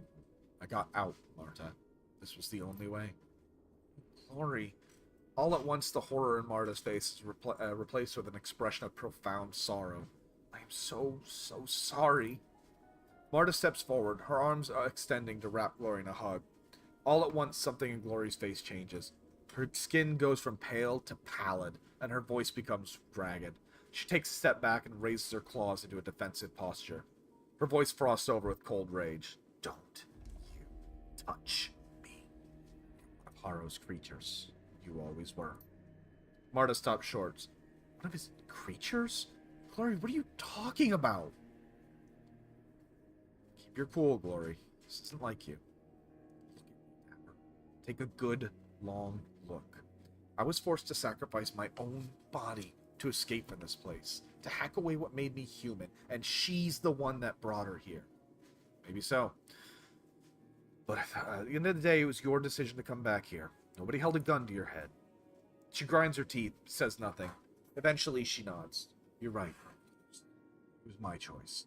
But that doesn't change what she is, or what she did to me. If she hadn't found me, hadn't baited me here, none of this would have happened. None of what? I haven't done anything. If you just left me where you found me, I would never have hurt anyone. My mother would still be alive. I never would have sold my soul to that abomination you all worship, and I wouldn't have had to sacrifice my own body to escape it. This place took everything from me, and it all started with you. She looks genuinely hurt. How when I rescued you from a life on the street?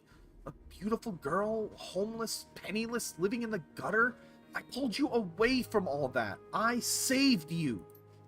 There's a long pause. Glory stares into Marta's eyes, her expression unreadable. I don't feel much anymore, Marta. Most of the time, I'm completely numb. But for you, I can make an exception. I'm sorry you feel that way, Glory. For my part, I still love you. The razors flick out of Glory's fingertips, her lips curled up into a snarl. Another lie. The last you'll ever tell. I don't think she's lying. Or at least I don't think so. She believes it. At least she doesn't think so. She believes it. It's because it's true. I'll prove it to you. The words come stammering out of her. Her eyes are fixed on Glory's razor. Ask me anything you want. I'll show you I'm telling the truth. I never wanted anything bad to happen to you, Glory. Not ever. She wheels to face you. Why are you listening to her? She's telling you what you want to hear. That's her whole purpose, remember? She's bait. Why should we listen to anything she has to say? Because of this. And the photo it was nailed to. If she were lying, she wouldn't have kept them for all these years.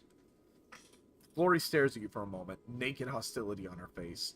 Then the razors slide back into the housing with a clink. Alright, Marta. Convince me. Convince you of what? That I'm not a monster? I don't know how to do that, Glory. You can start by telling me how you sleep at night. You know what happens to the kids you bring here. What happened to me. But you're still luring them here, into Harrow's clutches all these years later. So tell me, how do you live with yourself? Explain it to me. For a moment, you could see the conflict behind Marta's eyes. If cognitive dissonance had a face, it'd be hers. Confused, frightened, angry, at war with herself. For a moment, she struggles to speak. Then the whispering sensation that you felt outside the compound comes back, and her face changes. The muscles of her brow relax, and she appears to be at peace. Why are you asking me this, Glory? You know the answers. The kids here, they aren't being hurt. They're walking a path to a free and pure life, just like Haru taught us. I haven't even been inside the fire stall an hour, Marta. In that time, I've found evidence of horrifying levels of abuse. She flinches in agitation, but you hear the whispering again, and she calms herself. Her joyful smile widens. Nothing happens here is without reason. Haru is a great man, a prophet. When you meet him for yourself, you'll understand. He'll make you see. She's too far gone to parse what you're saying, Dapper. After living so many years living here, I don't even think she knows what normal feels like anymore. She steps forward and grabs Marta by the shoulders. It's a curiously soft gesture. Marta, if what you're saying is true, if you ever really did care for me, then please, give me your key. It's important. She blinks. Key? Whatever you used to get past the wards outside Haru's shrine. I need it. Don't ask me why, just do this for me. You owe me that much. She looks momentarily conflicted. Then the moment passes. No. Haru said I had to guard this. He said I could never take it off. I can't question one of Haru's orders. It would be wrong. Don't you see anything ironic about a cult devoted to freedom and rebellion with a totalitarian leader? She blinks. Clearly she doesn't understand. Marta, if Haru believed the rules he's taught you, he wouldn't have a problem with you questioning his orders. Hey, Eva!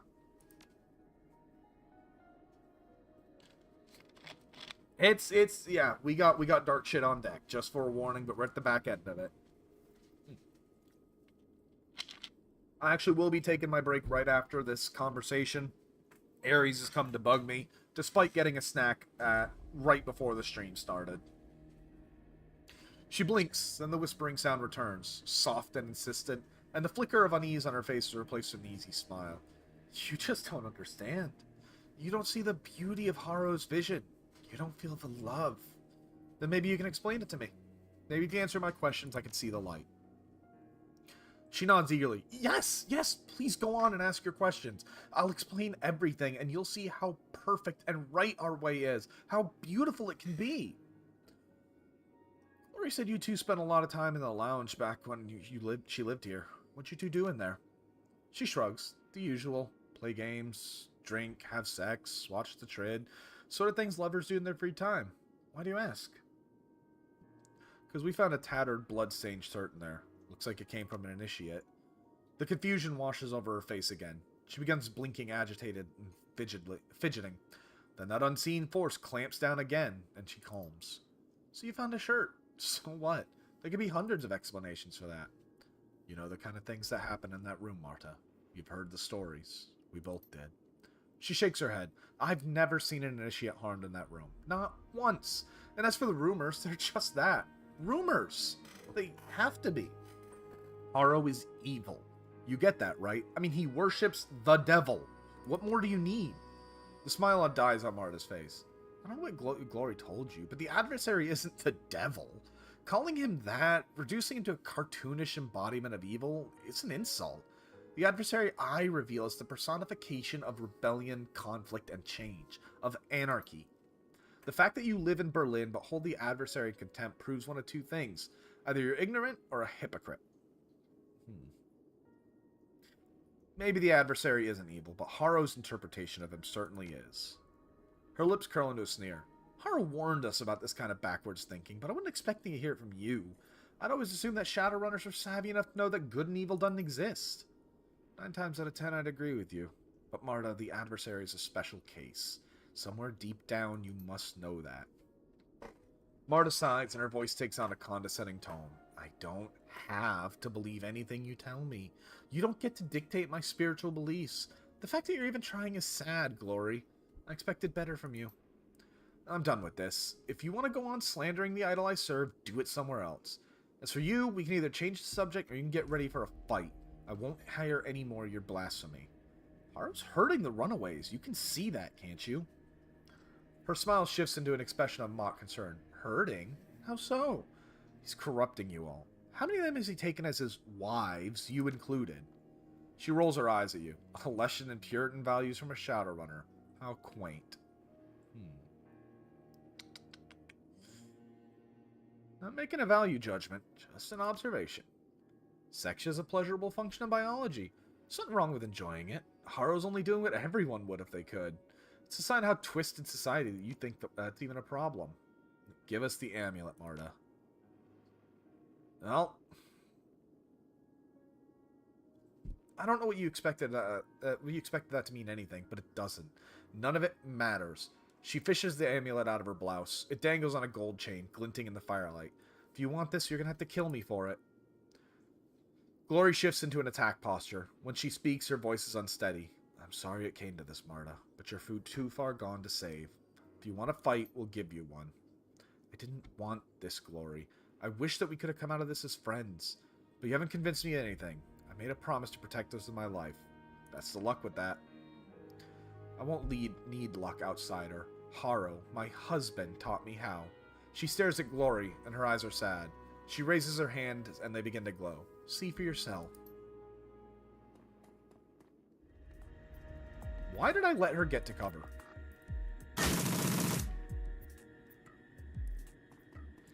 I really tried, y'all. It's not her fault. I don't blame her.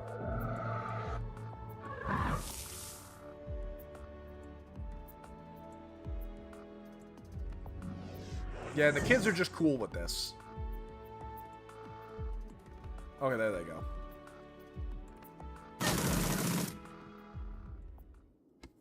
Glory stands down at the red ruin of Marta's body. You can get out of it, I will say that. Her eyes flit down to her claws, an expression of growing horror creeps across her face. You okay, Glory? It takes her a long time to respond. Her voice is choked with long dormant emotion. No, I'm not. Sorry, but it had to be done. She snarls out an answer. Her face is flush red. Yes, I know! She's just as bad as Harrow. Killing her was the right thing to do. To your astonishment, you see her eyes are welling with tears. Glory. All at once, the blood drains from her cheeks. She wipes away the water in her eyes with a cold metal hand. Save the consolation speech. I'm over it. Her voice is frigid. Dead. She nods in the direction of the shrine room door. We got what we came for. Let's finish this.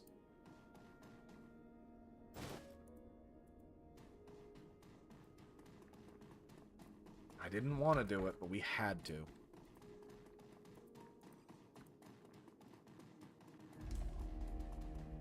Honestly, I probably should have searched more of the place.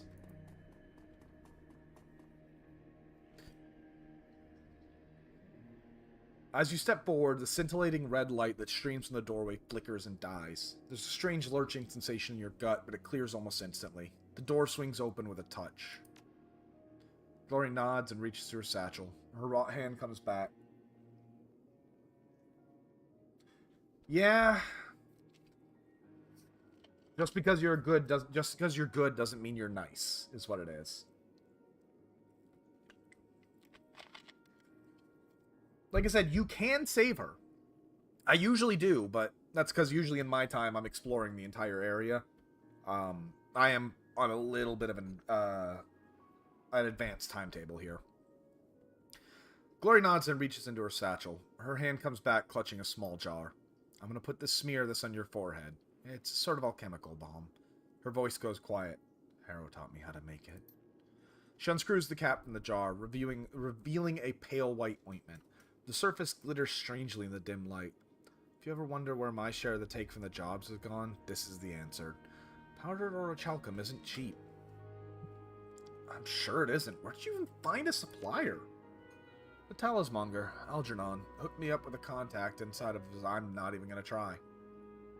His prices are high, but considering the rarity of the material, they're fair. Thankfully, I didn't need much to make the balm. She dips a metallic finger in the jar and begins to stir. The boundaries between the material world and the astral plane are weak here. This stuff sort of acts like a lens. It focuses your perception. It makes the haze real. She applies a smear of ointment to her forehead. It looks like a glob of glittering white paint.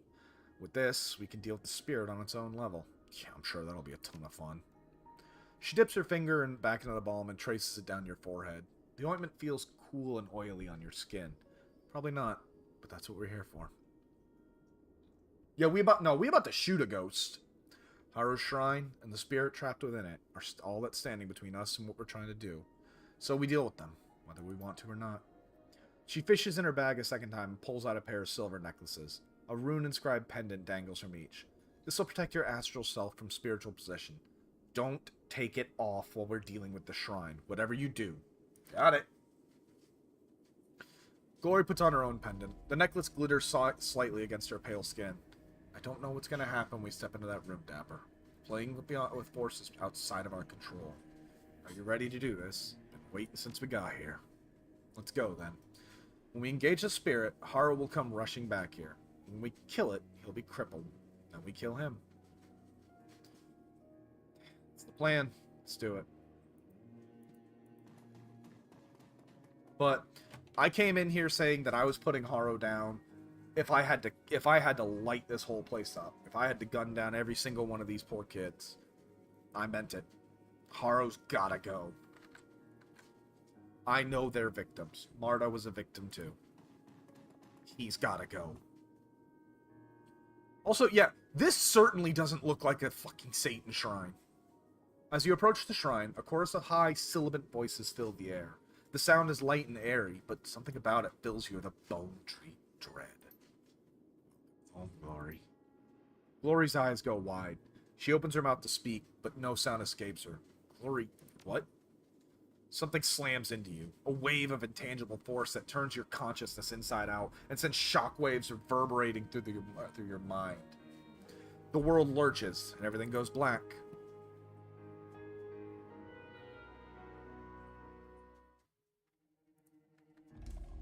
Slowly you begin to stir. Murky, flickering impressions invade the oily stillness of your unconscious mind. The sensations come in wave, washing up over you and jerking you back towards consciousness. You smell acrid smoke and burning meat. The roar of distant flames whispers in your ears. When your eyes flutter open, a dull red glare fills your vision. As you attempt to struggle to your feet, you become dimly aware that gravity here feels wrong. Everything is heavier than it should be. Slowly, the waves grow still, and your senses calm. You find yourself staring into the infinite horizon. The blasted ruins of the Firestell stretch out in all directions as far as the eye can see. Holy shit. Warily, she surveys your surroundings. I'd say that's an understatement. Where the hell are we? Can't say for certain, but there is one thing I am sure of. Whatever this place is, the adversary holds sway here. Right. So this place, whatever it is where we're going to find the spirit? Yeah, it'll be here. Somewhere. We're going to find it, and then I'll take my break right as the fight starts. This place is horrific. As you step forward, you find yourself gagging. The room in this air is saturated with a slaughterhouse smell. A smell like blood, bile, and feces. The stench of an abattoir. Up ahead, you catch sight of something sliding into the world. It looks like a charred man with a pair of tortured faces where his shoulders should be. The thing burns like a Roman candle, spitting white-hot sparks in a fiery plume. An oily substance runs between its dangling legs and spatters onto the floor. Where those drips land, it burns. Behind the creature, a second thing lumbers into view. A wall of muscles, sinew, and burning pitch. The things lurch towards you, leaving a trail of greasy smoke in their wake. Alright, now, time for the break. When we get back, we will finish this mission up, and we should be right on track to go to Alice. See you in about 10. Or, not 10, under 5. Let me get you some music. Back in a few.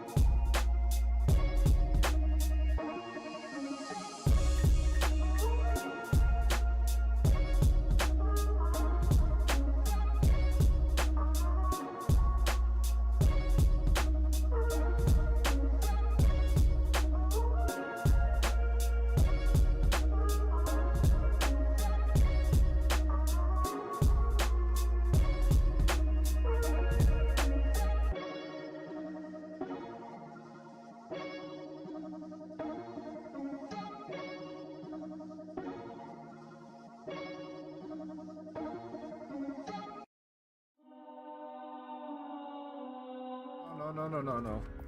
As appropriate as that image is, we're already back.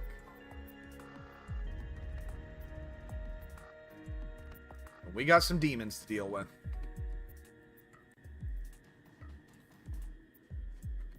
And in the immortal words of Russian Badger, it's a bird, it's a plane, it's Lockheed Martin.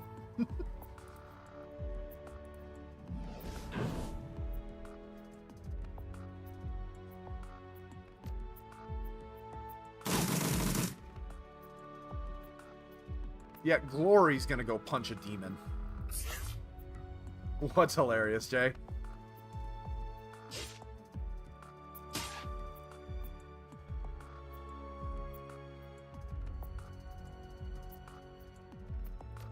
Okay, that was really stupid. Boop.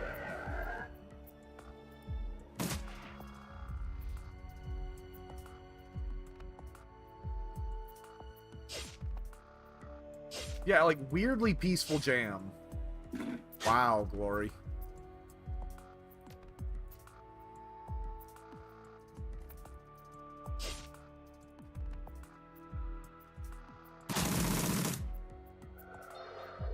Will you die?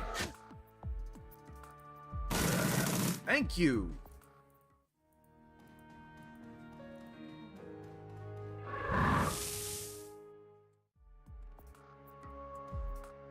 Knock knock. Satan, it's me. What's up, demons? It's your boy. Yeah, no problem, Jay. Thanks for coming along, man. Enjoy your sleep, and I'll see you next week. Well, I'll see you sooner, but, you know, we'll see you next week.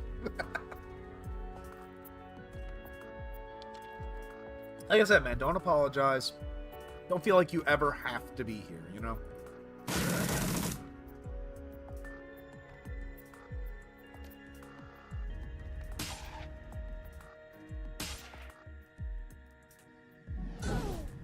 Ow. Fuck me.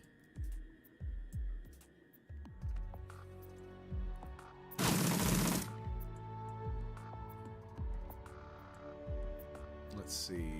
Hits adjacent targets. We'll do that. Glory. Fuck's sake, girl. I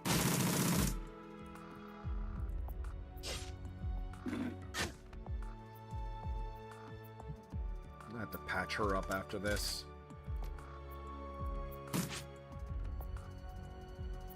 Yeah, fall back, Glory. You're getting lit up.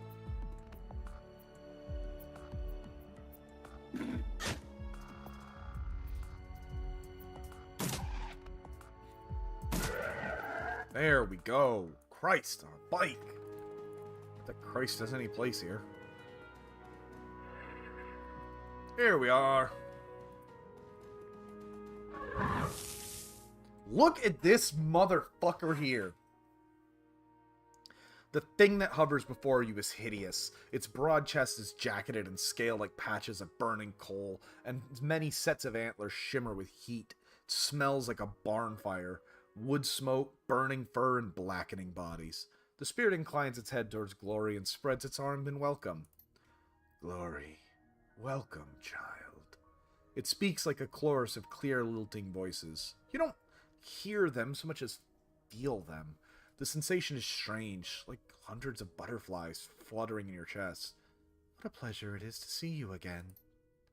We're going to kill you, spirit, and once you're dead, horror will follow. We're burning this entire godforsaken place to the ground, and we're doing it tonight. The spirit chuckles, a strange warbling sound that sends a shiver down your spine. We knew you had come, child, when you mutilated yourself, when you cut away your connection to him. It all became clear to us. We knew one day you would be back and would lash out against our great master. It was inevitable. The voices in your head soften. Becomes sad, but the fluttering in your chest turns ugly, like the buzzing wings of a swarm of blowflies. You have mangled yourself beyond repair, and you did it to spite him, he who was your greatest benefactor. You betrayed him, child, but he loves you all the same. Cut the shit, spirit. We all know what your master's love does to people. Slowly, terribly, the spirit begins to turn. You can hear the crack and pop of splintering vertebrae as its enormous head shifts on its shoulders. It fixes its cavernous gaze on you. Your friend, this outsider, slanders our great master, but we take no offense. His words are like the babble of a newborn babe. He is ignorant of the truth. The spirit inclines its head towards you. If the noise continues, we will teach him, and the babble will cease. Glory shoots you a sidelong glare. She mouths out a word. Don't. I have a message from you from our great master. He has a gift for you, a peace offering, one that he offers freely, a sign of his continued affection towards you. He knows that you desire his servant's destruction, and as a symbol of his love, he will grant you the power to bring an end to Harrow. He knows you wish to free the children of the Firestell. As a sign of his compassion, he will help you set them free. You can have anything you want, child, all this and more. It's a nice pitch, Spirit, but you neglected to mention the price. The Spirit leans towards her, clasping its hands. This will cost you nothing. A simple gesture, a trifle, a show of good faith. If you demonstrate your love for him, he will reward you beyond your wildest dreams. Remove the protective ward from your neck, and his gift is yours for the taking. Yours forevermore. Glory cranes her neck. Hey, she said don't say anything. I'm trusting her. To look up at the reeking, cadaverous thing that looms over her. I had my own limbs hacked off to get away from the adversary. I paid someone to do it. That's how badly I wanted to be free of your great master. Your offer is as pathetic as it is predictable. To be frank, I'm disappointed in you. The barnfire stench of the spirit thickens, and its antlers grow white. The heat radiating the thing is like an oven, a kiln, a blast furnace. If you rebuke our great master a second time, I will chew what's left of you into mulch. The marrow from your bones shall nourish the garden. I promise you this, child. I promise it. The blades slide out of Glory's fingertips. Her mouth parts in a feral smile. I've been waiting for this for too long. Too long. I've been waiting. I'm going to rip you to pieces, Spirit. And after I'm done with you, horror will follow. The Spirit cackles. Very well, child. If pain is what you seek, we will bring it to you. Beneath its leathery skin, the thing's bones begin to shift, straining against the ligaments and tendons that bind them. A hideous cracking sound fills the air as the skeleton splinters and pops. As you watch, the spirit's body begins to rupture. Great lesions open up on the creature's chest and back, and its ribcage cracks from some horrible internal pressure. Spirit's chest heaves, and a foul liquid pours from the rips in its flesh. A flash of light stabs your eyes, and when your vision clears, you find 3 identical spirits floating before you. Death comes in many forms, child. The fluttering sensation in your chest grows to a rasping pain that steals the breath from your lungs. Feels like you're being eaten alive. Yours will be swift and brutal. Yeah, that's adorable. Music is shockingly gorgeous.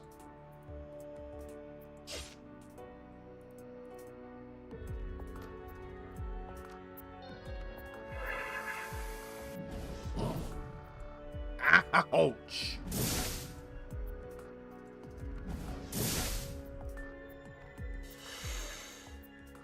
A figure materializes out of the shadow. The form is wispy and insubstantial, a projection of a man disported by distance.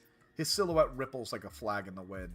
Through the haze, you can see his face. He's more beautiful than handsome, with sculpted features and an unnaturally youthful complexion. His expression is sad. Arrow. Glory. The voice is deep, but faint and marred by echoes. It sounds like he's shouting from the far end of a long tunnel. You shouldn't have come here.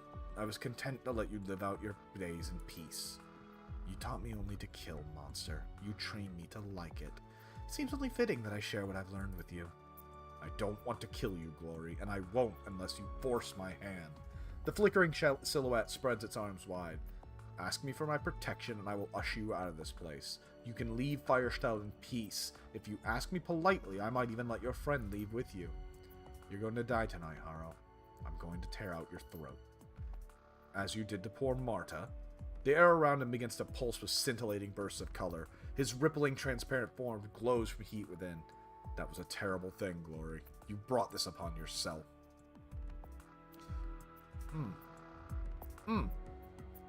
About that.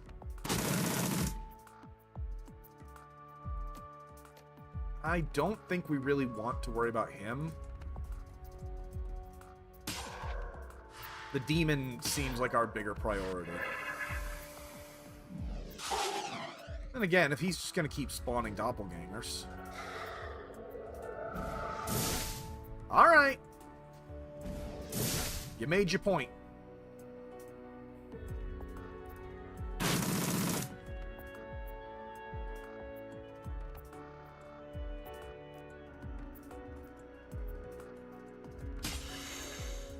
Get him out of here.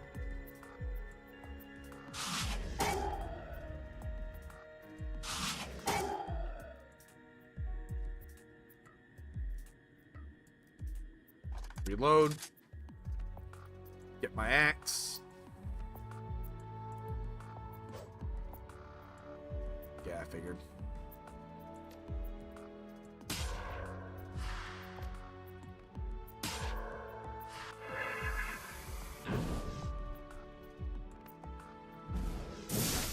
Yeah, I'm definitely going down.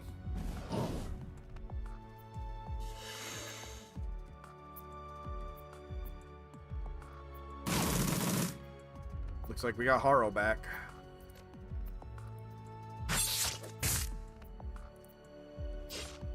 Oh, come on, Glory. Hit the damn thing.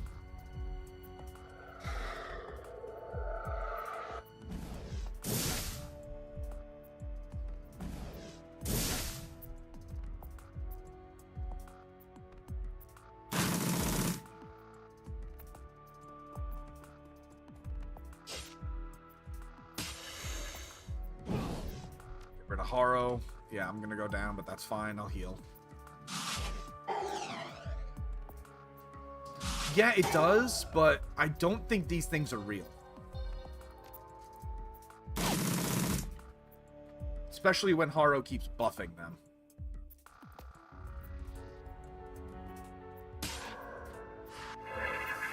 I think we only actually have one, and these other ones are just distractions. Because they ain't doing shit for damage. Alright, I am out of ammo, so let's heal up.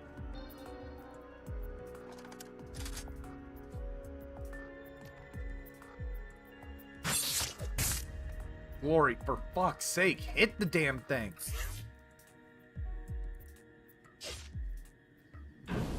I do not understand how she's missing.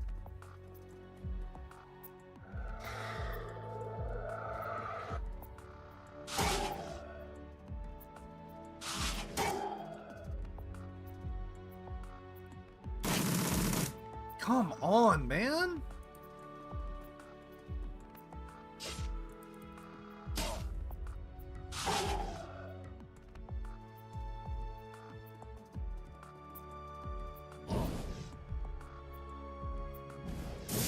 Yeah, the little backup dancers aren't anything. I need to keep myself healed, though.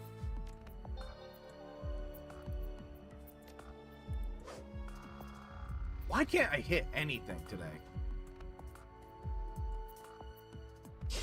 Really? 80% and I missed twice.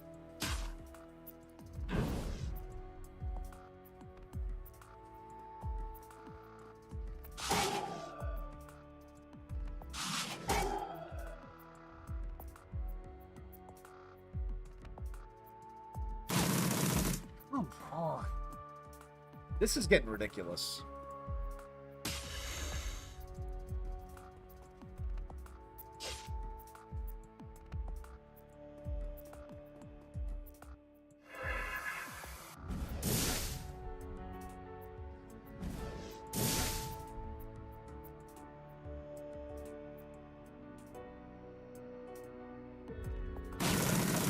Nope, that was a fake one.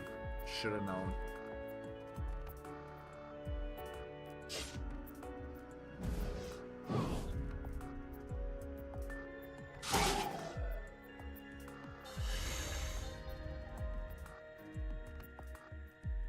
I wouldn't even be that upset if I was on, like, a hard difficulty or something, but...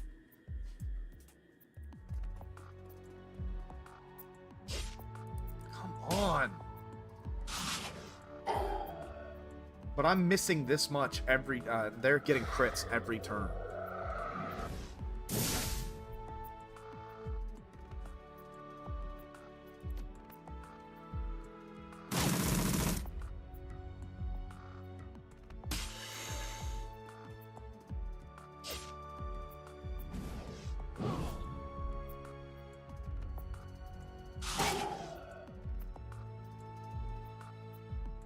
And I'm down.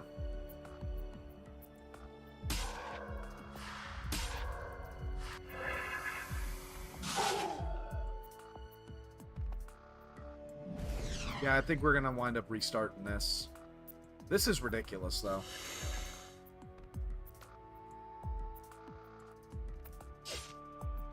Really? Now I'm missing 90s?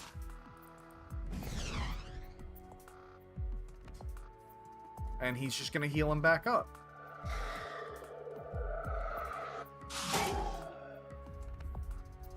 Yeah, this is not winnable.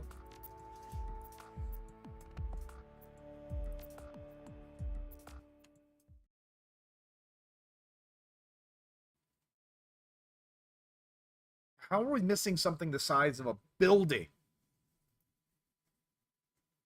Please don't make me redo the whole fucking thing. Okay, good. No, not great, but... annoyed. Yeah.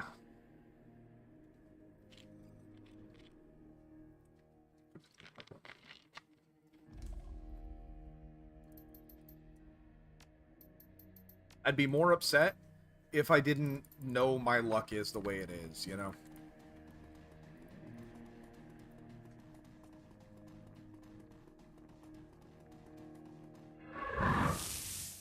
Blah, blah, blah.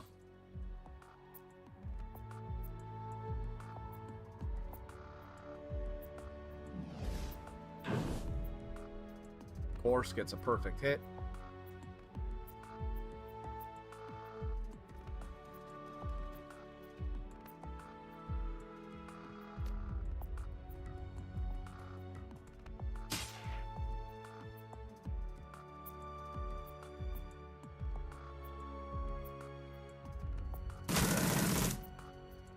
Better.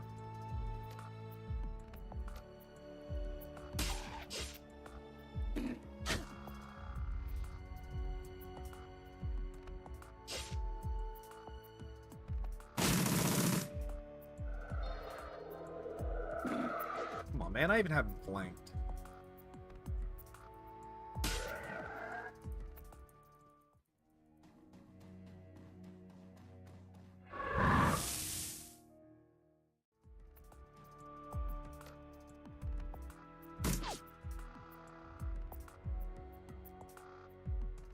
I'll be real happy next week when we get away from playing,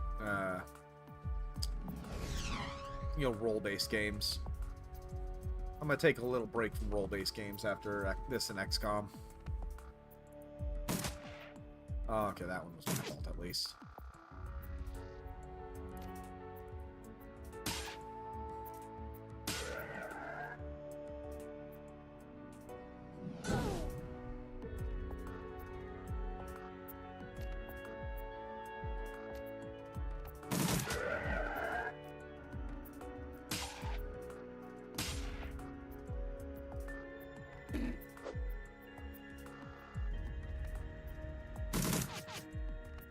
Yep.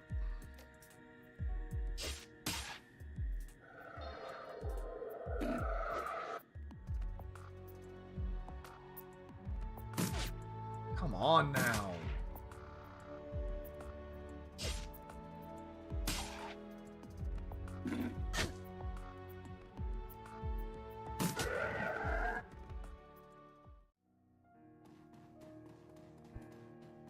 Like, I understand you 90% doesn't mean you're gonna hit 9 times out of 10, but fuck's sake. And we just keep quiet, let Glory deal with it.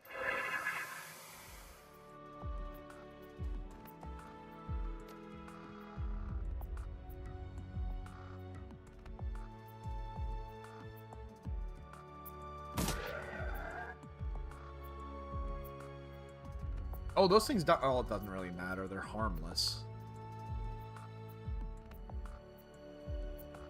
So we're just going to go ahead and Adrenal up and wait for Harrow.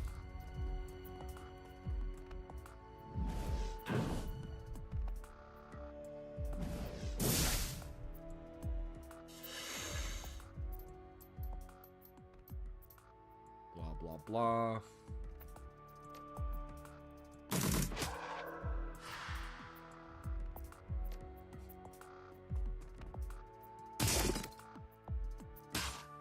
Thank you, Glory. Fuck's sake. Whichever one actually does damage is the threat. This one. No, all of them missed. That is not helpful in the slightest. So here's what we'll do. There we go. Good way to find out.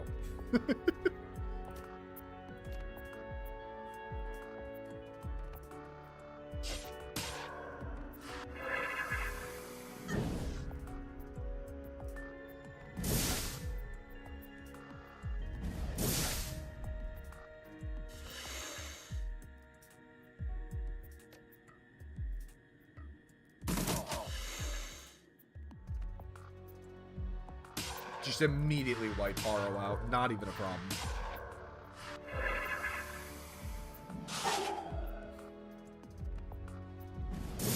There we go. Get some actual rolls here. Holy God.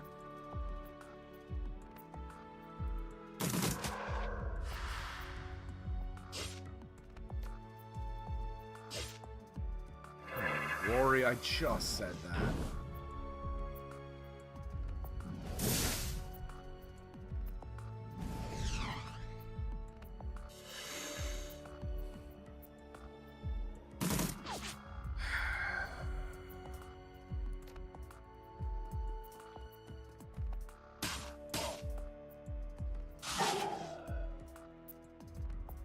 He's gonna go ahead and heal him.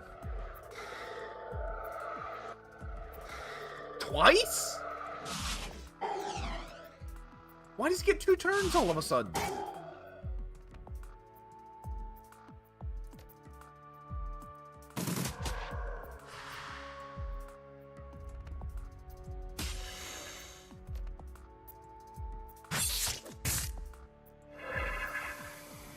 Glory, can you please stop missing?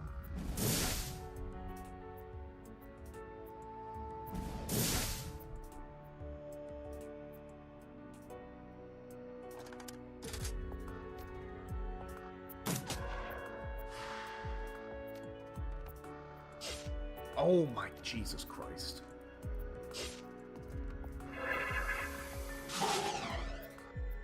This is shameful.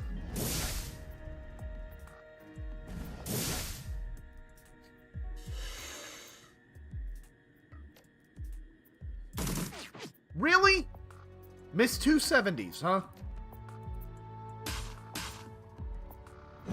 And he's gonna double heal again. I fucking know it. Okay, at least he only healed once that time.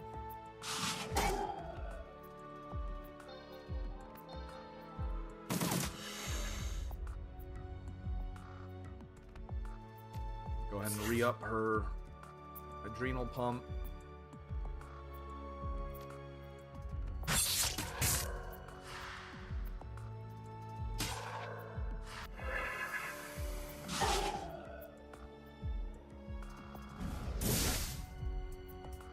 Yeah, because it's not a tough fight. Essentially, you're just fighting one fairly strong enemy and a constantly respawning healer.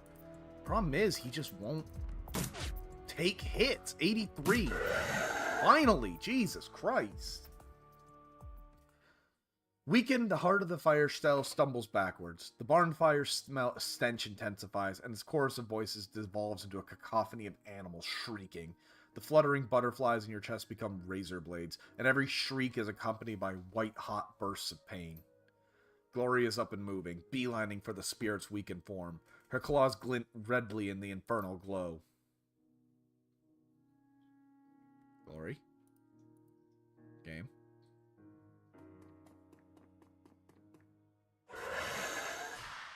The power released by the spirit's death explodes outwards, slamming into you like a freight train and sending you reeling. Glory is buffeted backwards like a rag doll, but she manages to retain her footing. She turns to face you, the ichor from the spirit's chest wicking off her razor-tipped fingers, and as you watch, her right hand bursts into flame. Harrow stumbles backwards, clutching his head. The rippling motion of his outline has become ragged and violent. Through the haze, you can see rivulets of gore tracing their way down his ears and nose. The whites of his eyes have gone pink with blood. He shrieks at Glory, and his voice comes out in a strangled croak. "You stupid bitch! What have you done?" Slowly, she turns to face the flickering projection. Flames continue to lick up the chrome of her hand, and the metal glows like molten glass. When she speaks, her voice is strangely calm. What needed to be done? See you in the real world, Harrow. The projection of Harrow convulses and bursts. The scraps are consumed by shadows. The shadows dissipate, and Harrow is gone. Hope the bastard burns. A wave of nausea washes over you, and your perception distorts. Feels like some great, unseen power is turning you inside out. You catch sight of Glory, standing impassively, smiling into the void. Then everything goes black. And you die. No, this ain't Slay the Princess.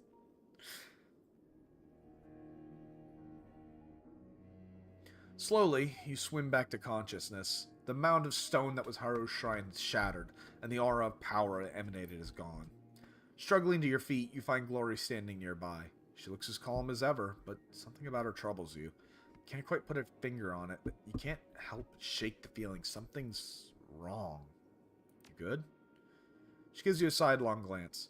I'm fine, Dapper, but we need to get moving. Things are spilling through the other side, like rats fleeing a sinking ship. Besides, we still have Harrow, the real Harrow, to kill.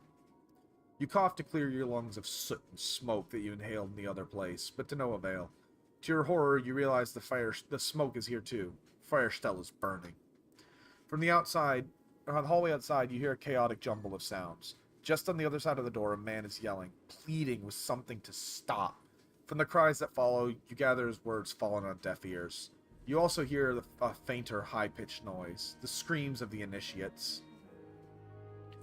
I can hear Harrow. Let's finish this. A curious expression flits across her face. Yes, let's. I've been waiting for this for a long time.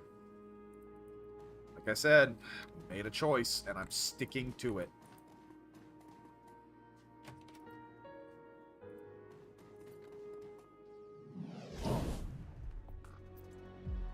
Oh, his little spirits aren't helping him no more. Harrow's magic still protects him, but not well enough. At least half of his body has been seared black by the creature's attacks. Blood spills from his ears and nose, and his eyes have gone wide in terror. Glory stalks towards Harrow, her claws at her side. A ghastly smile creases her face and widens further as she draws near. The nightmare creatures from the adversary's domain fall back at her approach. Possibly the fingers of her right hand begin to glow, just as they did in the adversary's domain. The metal goes from cherry red to yellow-white in an instant, and waves of heat wash over you. She looks down on Harrow's huddled form and raises her right arm. Glowing razors erupt from her incandescent fingertips. He looks up at her, his mouth agape. Hello, lover. Where Glory's burning claw makes contact, Harrow's flesh bubbles and bursts. She rakes his chest, then plunges a pair of razor-tipped fingers into his eyes. His final screams are inhuman, like something out of a nightmare. Glory shakes her hand free, and his seared body tumbles to the floor. It's over. She smiles to you, lit from beneath by the red glow of that claw. Her mouth looks like it's full of blood. It's finished. With dawning horror, you realize what was bothering you before. Something is absent, and the realization makes your stomach churn. Her pendant, the protective charm that once glinted against her pale skin. It's gone. Glory, what happened to your pendant? The ward you were wearing, where is it? She glances down, and you begin to see the worry creep on her face. The wild look in her eyes slowly dies away, replaced by the cool, analytical expression you've come to know. I don't know. I must have lost it somewhere along the way. The angry metal of her burning claw fades to nothing as the metal cools. As you watch, the red light that bathed her body slowly dies away. When did you lose it? Before or after we killed the spirit? After, I think. But don't worry, I feel fine. Besides which, we have more pressing concerns at the moment. We need to get out of here. It's only a matter of time before this entire compound shakes itself apart. I can't take you back to the Curse Bazaar before we know what's wrong with you. Then you'd better get comfortable with the idea of dying here, because the building is coming down. When we get back home, we can figure this out. I will help you figure this out, okay? But we need to get moving, and we need to do it fast. I'm holding you to it. As if on cue, an ominous creaking sound reverberates through the halls of the fire cell, followed by the groan of buckling support struts from above. Other stranger noises can be heard further in the distance. Panic screams and faint cries for help, intermingled with the bellowing roars of escaped spirits. The cultists are still alive. We can't leave until we save them. No, there's nothing we can do. The building is too heavily compromised. Any second now, it'll come down on the heads of any who's still unlucky enough to be inside. Let the fire take this place and everything inside it. We've done what we come for. Harrow is dead. We've won. And both paths are blocked, so we really don't have a choice in the matter. Hate to do it, but...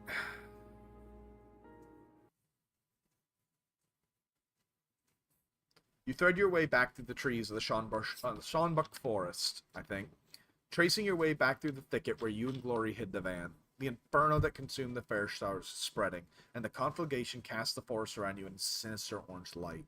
The heat at your back is intense, unbearable. Far ahead, Glory blazes a trail for you to follow, shredding the foliage in her path. The fire is moving fast, but you're faster. You clamber into the van, put the vehicle in gear, and punch the accelerator. The burning ruin of the fire cell recedes into the distance, a glowing speck in the rearview mirror. The peace and safety of the Crow's Bazaar lie ahead. Yeah, I'm not happy how that went down.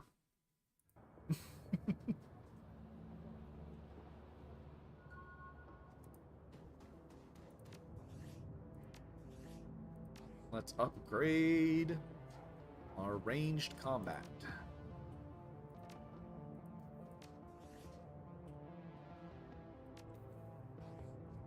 That could have gone much, much better. Check in with Glory, and then we will pay Alice.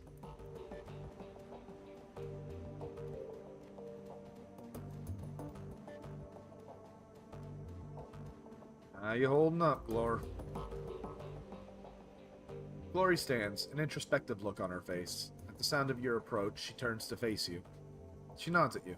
Thank you for your help at the fire stall. Can't have done it without you. I've been meaning to talk to you about that. After the things we saw in there, I'm not surprised. Go ahead, listening.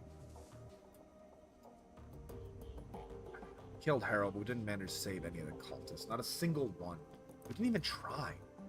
Wish we could have saved everybody, but we made a decision to kill Harrow no matter the cost. I won't second guess that decision now.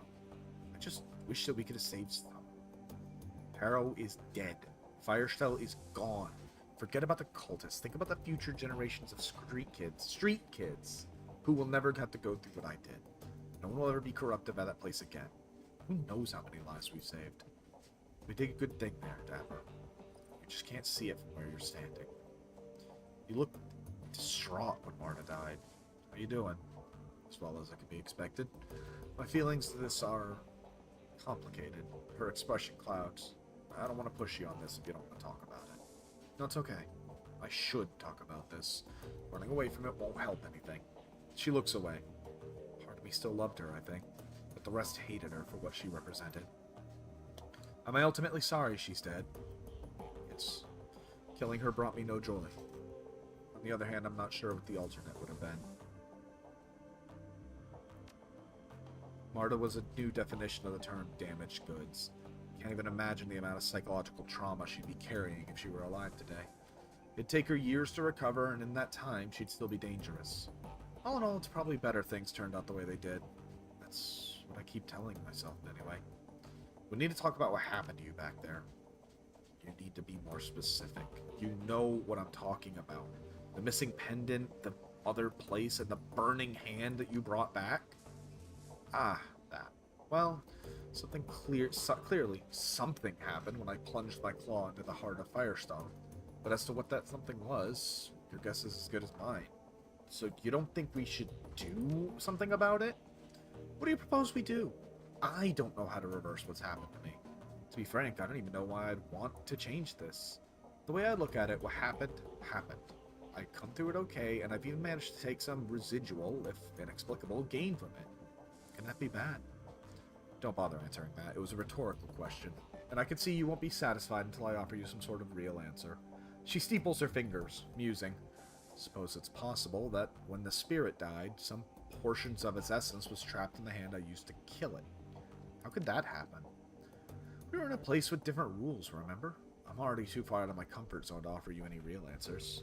Maybe it's reacted to orichalcum in the balm I was wearing. I don't know. Anyway, the important thing is that some portion of the spirit, let's call it a residue, got smeared onto my hand in the adversary's domain. And somehow, back in the real world, that residue has imparted me with magic. Whatever the reason, however it's happening, can't help but look at it as a good thing.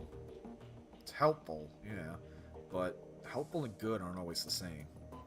Call it what you will. Whatever this is, it's a part of me now. Alright, that's it. We have finished all loyalty quests I'm willing to do. Because I don't give a shit about Woods. I'm sorry, I don't like the guy. We'll call it leaving you guys wanting more. So there's always more for you to do.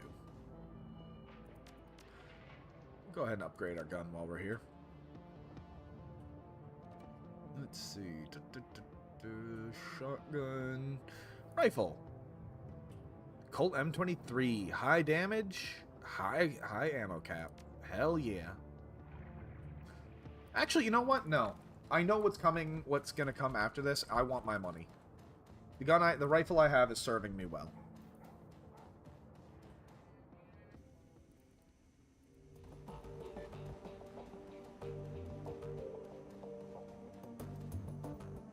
So we pet the dog once again. Good boy.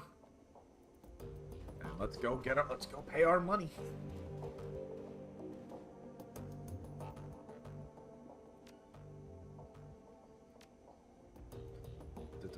Okay, admin override password required. Current admin user Paul Amsel. Dapper, please speak to me when you're ready to proceed with Alice's payment. Hey, Paul.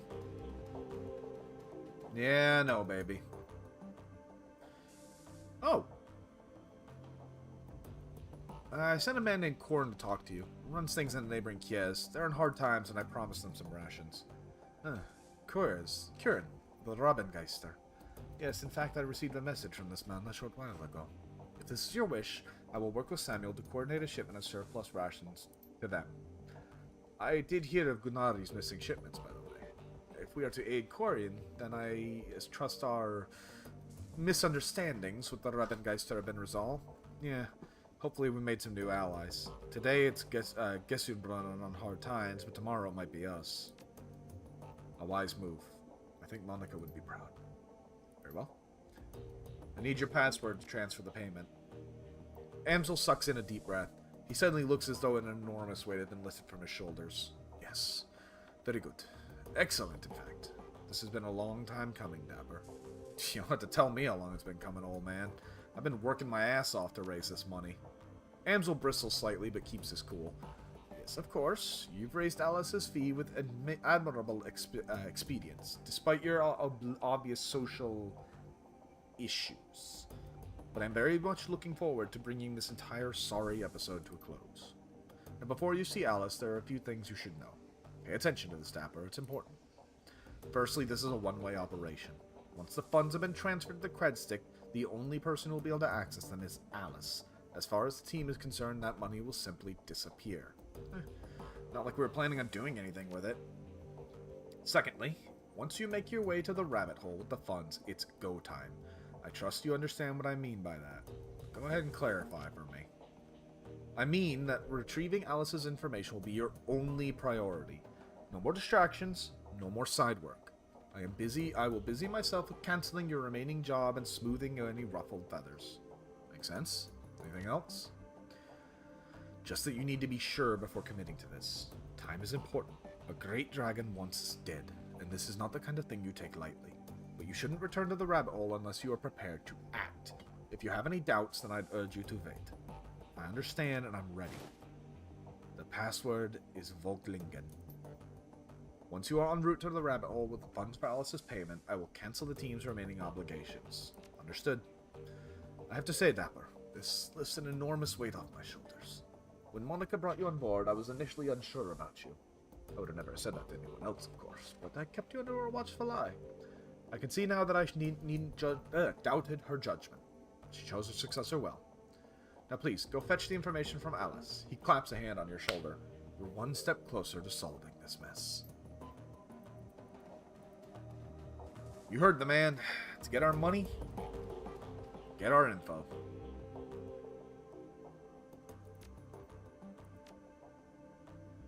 I don't know how to spell Volklingen. Oh, exactly as it sounds.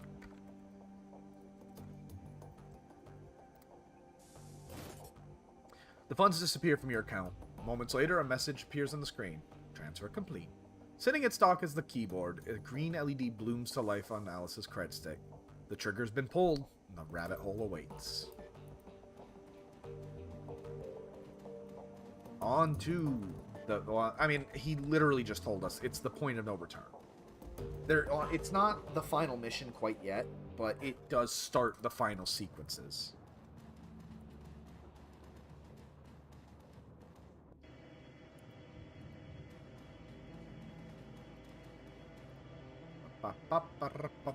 To the rabbit hole.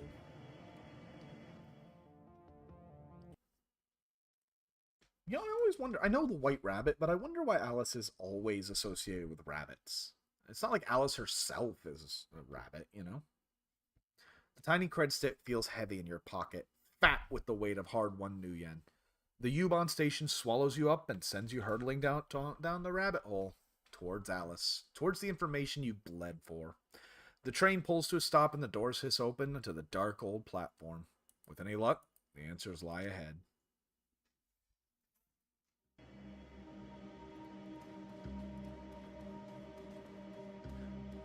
Hurry. Yep. Something's wrong here. You can see it in Alice's face. Her eyes are open just a little too wide. Her smile's just a little too forced. It's a look you've seen before, all too often. Underneath that polished exterior, Alice, the Alice, is terrified. Alice, what's going... Hold on a minute. I'm transferring your payment now. Alice's attention is fixed on the PDA mounted to her wrist. A moment passes, and she nods, lowers her arms, and shifts her gaze to you.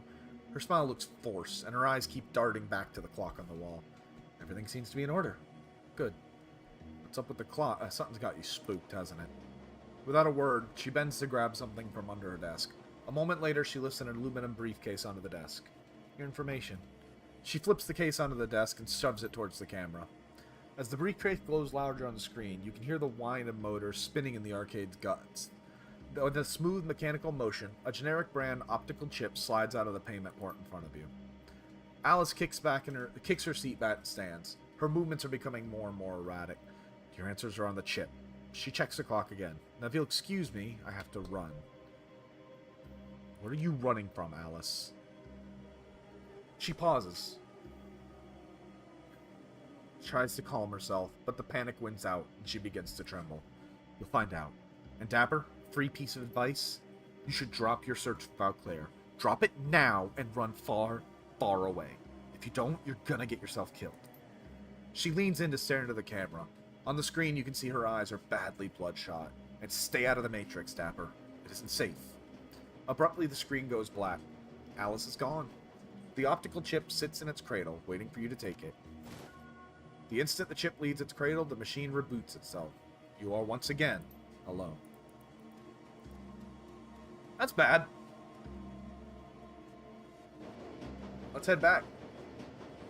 As you settle in for your trip to the Chris Bazaar, you feel the rest of the world compartmentalize and fall away.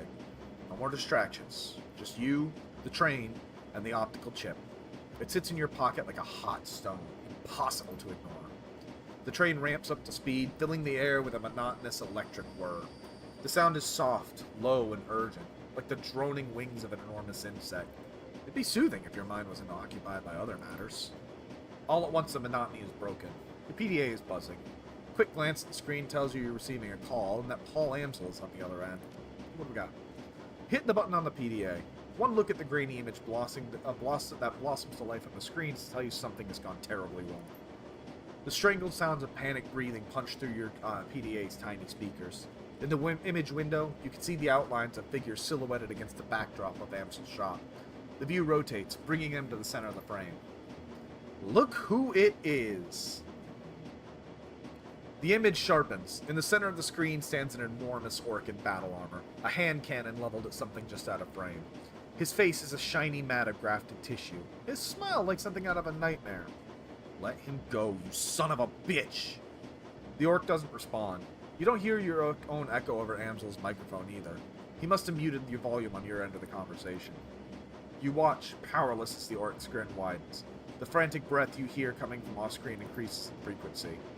From off-screen, you hear Amsel's frantic voice. Aldred, please, tell me what this is all about. What are the Firewing's plans? You're gonna kill me anyway. Don't send me to the grave without... Your orc drops as the gun bucks and roars in the orc's hand. Your view on the PDA pitches wildly, and then comes to a sudden stop with a violent cracking sound. A burst of static floods the screen. Moments later, a dark shape falls into view with an equivalent force. You hear the unmistakable sound of bone crunching against hardwood. The camera auto-adjusts, and the dark shape swims into focus. You are staring into and through the dripping, cavernous ruin as what was once a human head. The remnant of the face that remains is enough to confirm what your gut already knows. The body on the screen is that of Paul Amsel. From out of frame, far away, you hear another voice. A woman, young from the sound of it, with a military cadence. What now, sir? Now we press our advantage. Jam their comms, Ortegra. The sounds of hurried motions recede into the background. Alright, remember, people. Amsel is the brains of the operation, but the rest will put up a lot more fight. Flush them out and take them down, one by one. Another voice chimes in. A young man this time. Sir, look at Amsel's wrist. The PDA, I think it's recording. God fucking damn it! You hear the roar of another gunshot. The screen goes dark. Your vision swims, and the scream of your PDA seems to fade away. The impact of what you just witnessed hammers you in the gut over and over again. Amsel is dead. The Curse Bazaar is under attack, and it's entirely possible that an ambush party is already waiting to meet you at the U-Bahn. Whatever your attackers have planned, you won't be able to do much about it from in here. You know what? Let me look at my loading. When was the last time we had a save? You know what? We're going to go back. We're going to come back. There's nothing we can do to save Amsel.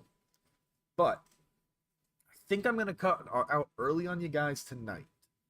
Because this is big enough, I think it'd be better to run it like at the beginning. Start fresh with the stream here. Amsel dying is a big enough thing, and I know what's coming next, and it's one of my favorite moments of the game, specifically regarding Iger. So I think now would be a good place to cut it. Even though like I said, I gotta leave you guys a little. I really do apologize, but I like to think it's understandable. Makes for a better show, you know? So, in any case, and don't worry, by the way, this is not a health one. This is purely for... how to put it? This is purely for the, again, for the show.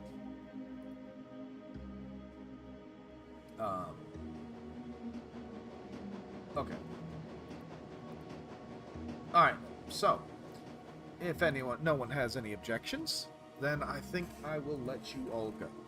And I will leave you with the usual. Next week, I intend to finish up Shadowrun. And I'm not sure what I'll start next. Because we did finish up Bloodstain, so that opens up a slot. Maybe I will jump right into Brave Fencer Musashi. Something a little shorter. Yeah. All right, folks. Thank you, everybody, so much for your time spent with me. Every minute is precious, and whether you've been lurking, whether you've been here talking the whole time, whatever, I'm just happy to have you here. Your time is precious. It's something you can't ever get back. So, you give it to me. It's mine now. You can't have it back. Have a good weekend, everybody. See you on Monday.